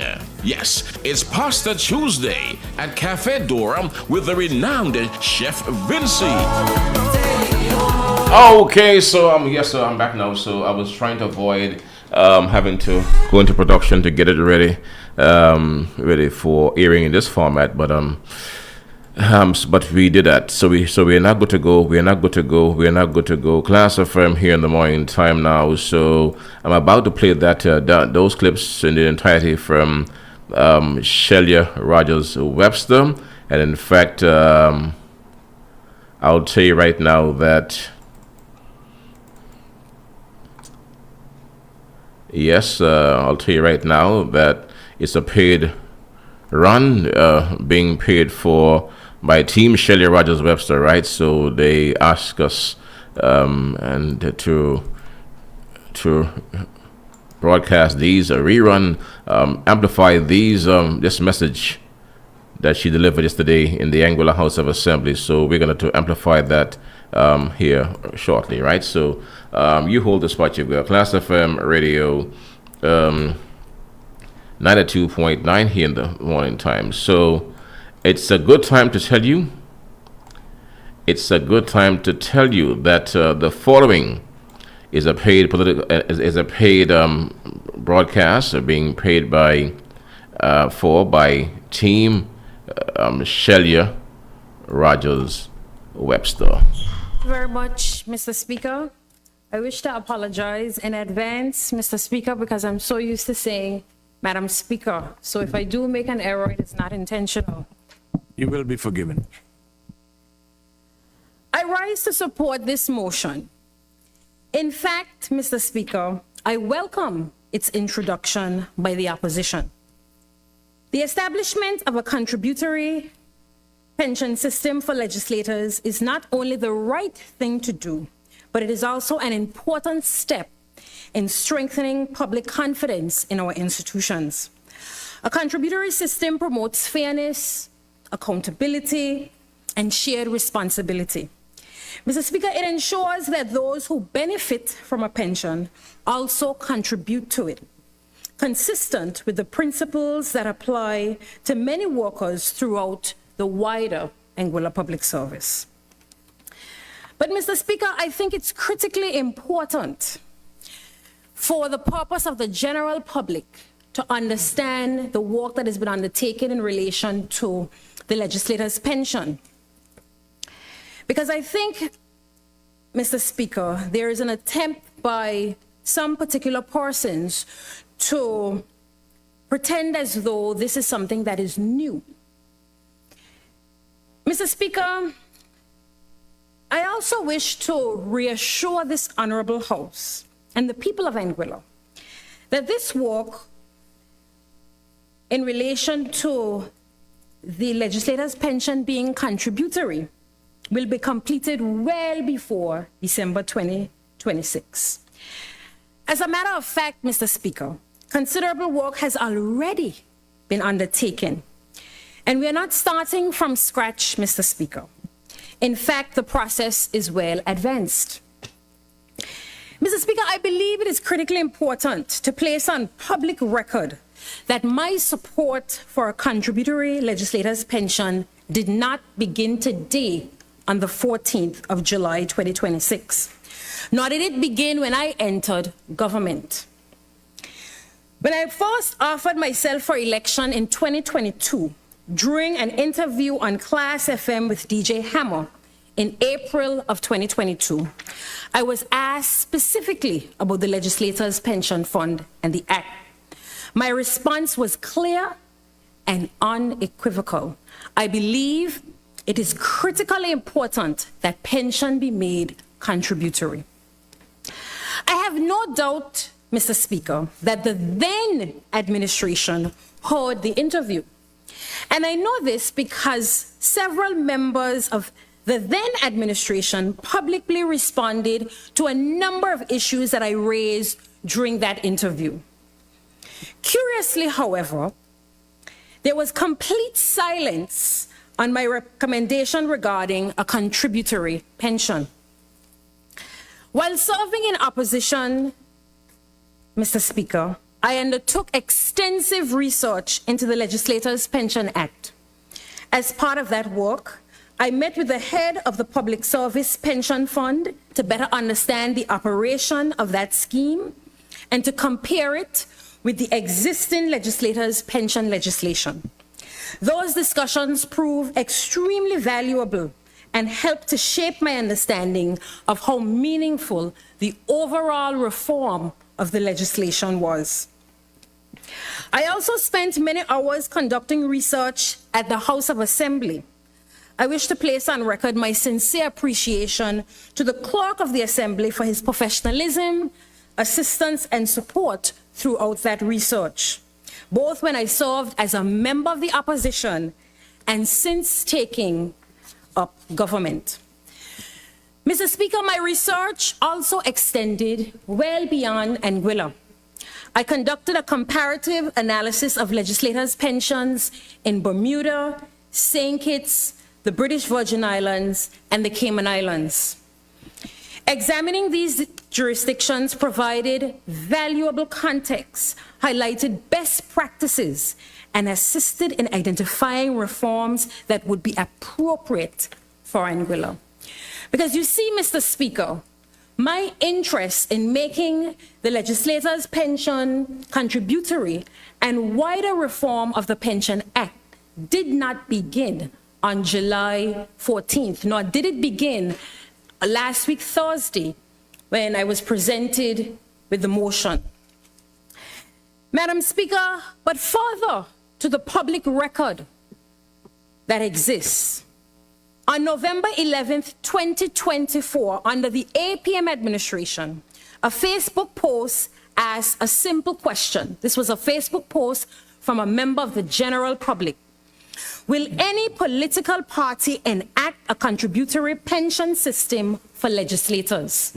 Again, November 11th, 2024. My response, while sitting in opposition at the time, was equally simple. AUF absolutely will. I was able to answer with confidence, Mr. Speaker, because I knew that my team fully supported that position. It reflected our collective commitment long before we assumed responsibility in government. More importantly, Mr. Speaker, in May of this year, I submitted a cabinet memorandum recommending a number of amendments to the Legislator's Pension Act. Following that submission, the Honorable Premier facilitated an extensive review session with Cabinet, during which we carefully examined each portion of the legislation, Mr. Speaker, line by line. One of the principal recommendations was that the pension system be made contributory. Mr. Speaker, the only member of Cabinet missing from that section was the Honorable Deputy Speaker. And that because he was away on government business. Every other member of Cabinet was present and went through line by line. I believe it is important to place on record that every member of government has consistently supported the reform, Mr. Speaker, of making it contributory. This is not a position adopted out of political convenience. It is one that has been consistently held and actively advanced. But the reality is this, Mr. Speaker. Making the pension contributory is only one aspect of the overall pension legislation. And as administration, Mr. Speaker, and even before we were elected to office, we truly believe that it required a comprehensive review of the legislation overall. A comprehensive review, Mr. Speaker, doesn't mean that every single aspect of it will change. But a comprehensive review takes into consideration where we are now and the necessary changes that are required for fairness, transparency, and accountability, Madam Speaker. Mr. Speaker. And Mr. Speaker, I go back to saying I welcome the introduction of this motion, because it says to us when we come back to this Honorable House in short order with the legislation, it will be passed with flying colors, Mr. Speaker, because the opposition has already indicated that they support the pension fund being contributory. But Mr. Speaker, God picked someone on the opposition side and told them how far advanced we were in that process, perhaps, Mr. Speaker? Because I find the timing to be quite interesting. Welcomed, Mr. Speaker, but quite interesting. But nonetheless, we are far and well advanced in our review of the overall pension legislation, Mr. Speaker. And the Premier is now actively working with her team to advance the drafting instructions for that new legislation. And, Mr. Speaker, I wish to publicly put on record my sincerest gratitude to every member of this current administration, who has from the very beginning actively supported making this legislation, this pension, legislators' pension contributory. And doesn't happen very often, but I actually agree with the member from Road South, Madam Speaker, Mr. Speaker. There's no time better than now, because this administration is prepared to make it contributory. And I find it so interesting that having served in office for 4.5 years, and they could have had a full 5 years, but they called a snap election and of course were not successful. So they had 4.5 years, Mr. Speaker, based on their own decisions, and could have brought the change legislation to the House of Assembly at any point in time during that period. I also find it quite interesting that if you scour through the internet, through radio interviews, there is very little mention made of adjustments to the pension legislation by the members of that administration. So imagine my pleasant surprise when on Thursday of last week, I received the paper from this honorable House, and it had a motion in relation to the legislators' pension. Again, Mr. Speaker, I welcome the motion. And I welcome the motion because it provides an opportunity to tell the general public how actively I have been engaged with this matter, even before it comes to the House in short order, Madam Speaker. Mr. Speaker, because you see, Mr. Speaker, when you are making adjustments and changes to legislation, certainly legislation that predates you and affects many people, Mr. Speaker, it's critically important that you do a comprehensive review, not just a piecemeal review, Mr. Speaker, because we could have just come in and made this contributory quickly and in short order, Mr. Speaker. But making it contributory is only one consideration of the overall legislation. And so a responsible administration, Mr. Speaker, ensures that a comprehensive review is done. And once the administration agrees on the necessary changes that they wish to see progressed, they go through that process of getting the legislation adjusted and bringing it to this honorable House, Mr. Speaker. So once again, Mr. Speaker, I welcome this. But Mr. Speaker, I also, for the purpose of the general public, because all of the honorable members of this House, we have a responsibility to represent the members of the public who have elected us to public office. And I think it is critically important that we share information widely with those members of the public. And there was some information that was presented earlier by the member for Road South, and he would have indicated that he wishes that a number of the wage workers were included in this pension legislation. And for the general public, I think it's critically important that I explain that there are two separate funds. And I think for the purpose of the general public, it's important for them to understand that there's a separate act that deals with the legislator's pension, and there's a separate act that deals with the Anguilla Public Service Pension Fund. And on a number of occasions, both publicly and privately, members of this administration have said that we are actively working on ensuring that there are a number of critical wage workers who for decades, Mr. Speaker, decades, there are many of them who have gone home, who have retired and will not benefit from this, who were considered wage workers. These are full-time staff working the full-time critical essential workers that remain on the unestablished list. This administration is not waiting for another 5, 10, 15 years to address it. We are addressing it now, because as my honorable member of the House from Road South said, there's no better time than now So in the new budgetary process that is coming up, Mr. Speaker, those persons, those wage workers on the unestablished list, they will be added to the public service pension fund, Mr. Speaker. And I think it is critically important for persons to understand that this administration is actively advancing such. We have made it abundantly clear that we do not believe the existing structure is fair and fit for purpose. So that has absolutely nothing to do with the legislator's pension, because these are two separate and distinct acts. And I do not want the general public to be confused.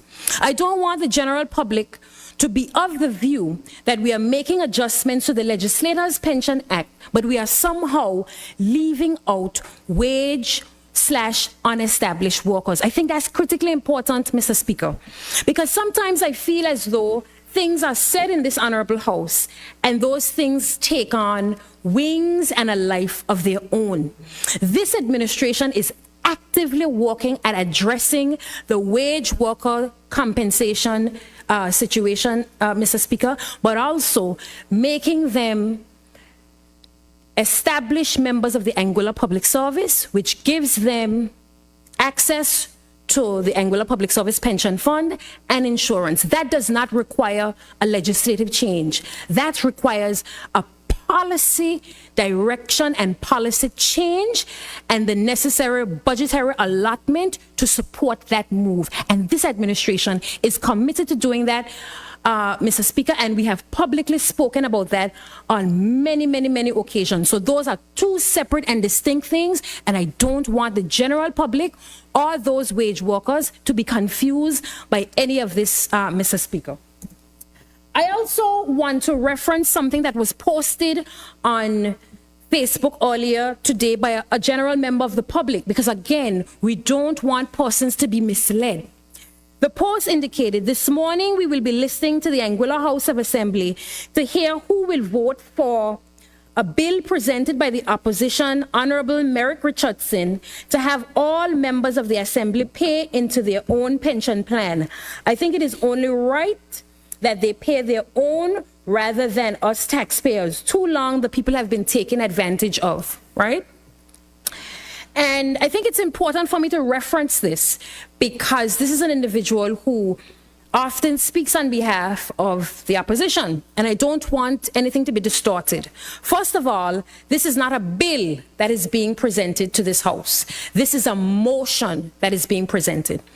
Giving the public the impression that a bill is being presented gives the public the impression that you are bringing a piece of legislation already ready to go that we can vote on and it can be passed. So giving the public that impression makes it seem as though there's a bill being brought to the House, we're voting on that bill today, and once we leave this House, it will be contributory. The opposition is not bringing a bill, the opposition is bringing a motion. The motion simply says what you would like to have happen, and you are asking the government of Anguilla to do it by such and such a time. Again, Mr. Speaker, I welcome the motion. I welcome the motion because, one, it recognizes that when this administration brings it to the House, we already have opposition support. So I expect that we won't have a contentious meeting that is heavily politicized and you should have done more and you should have done this, because they have already indicated that they have a motion in support of what we intend to bring to this honorable House. And based on what I have outlined in the past few minutes, Mr. Speaker, it is clear that I personally have put on record on multiple occasions my support for the pension being contributory. Broadcasting from Wilmouth Estate, Rock Farm, Anguilla, this is 92.9 Klass FM.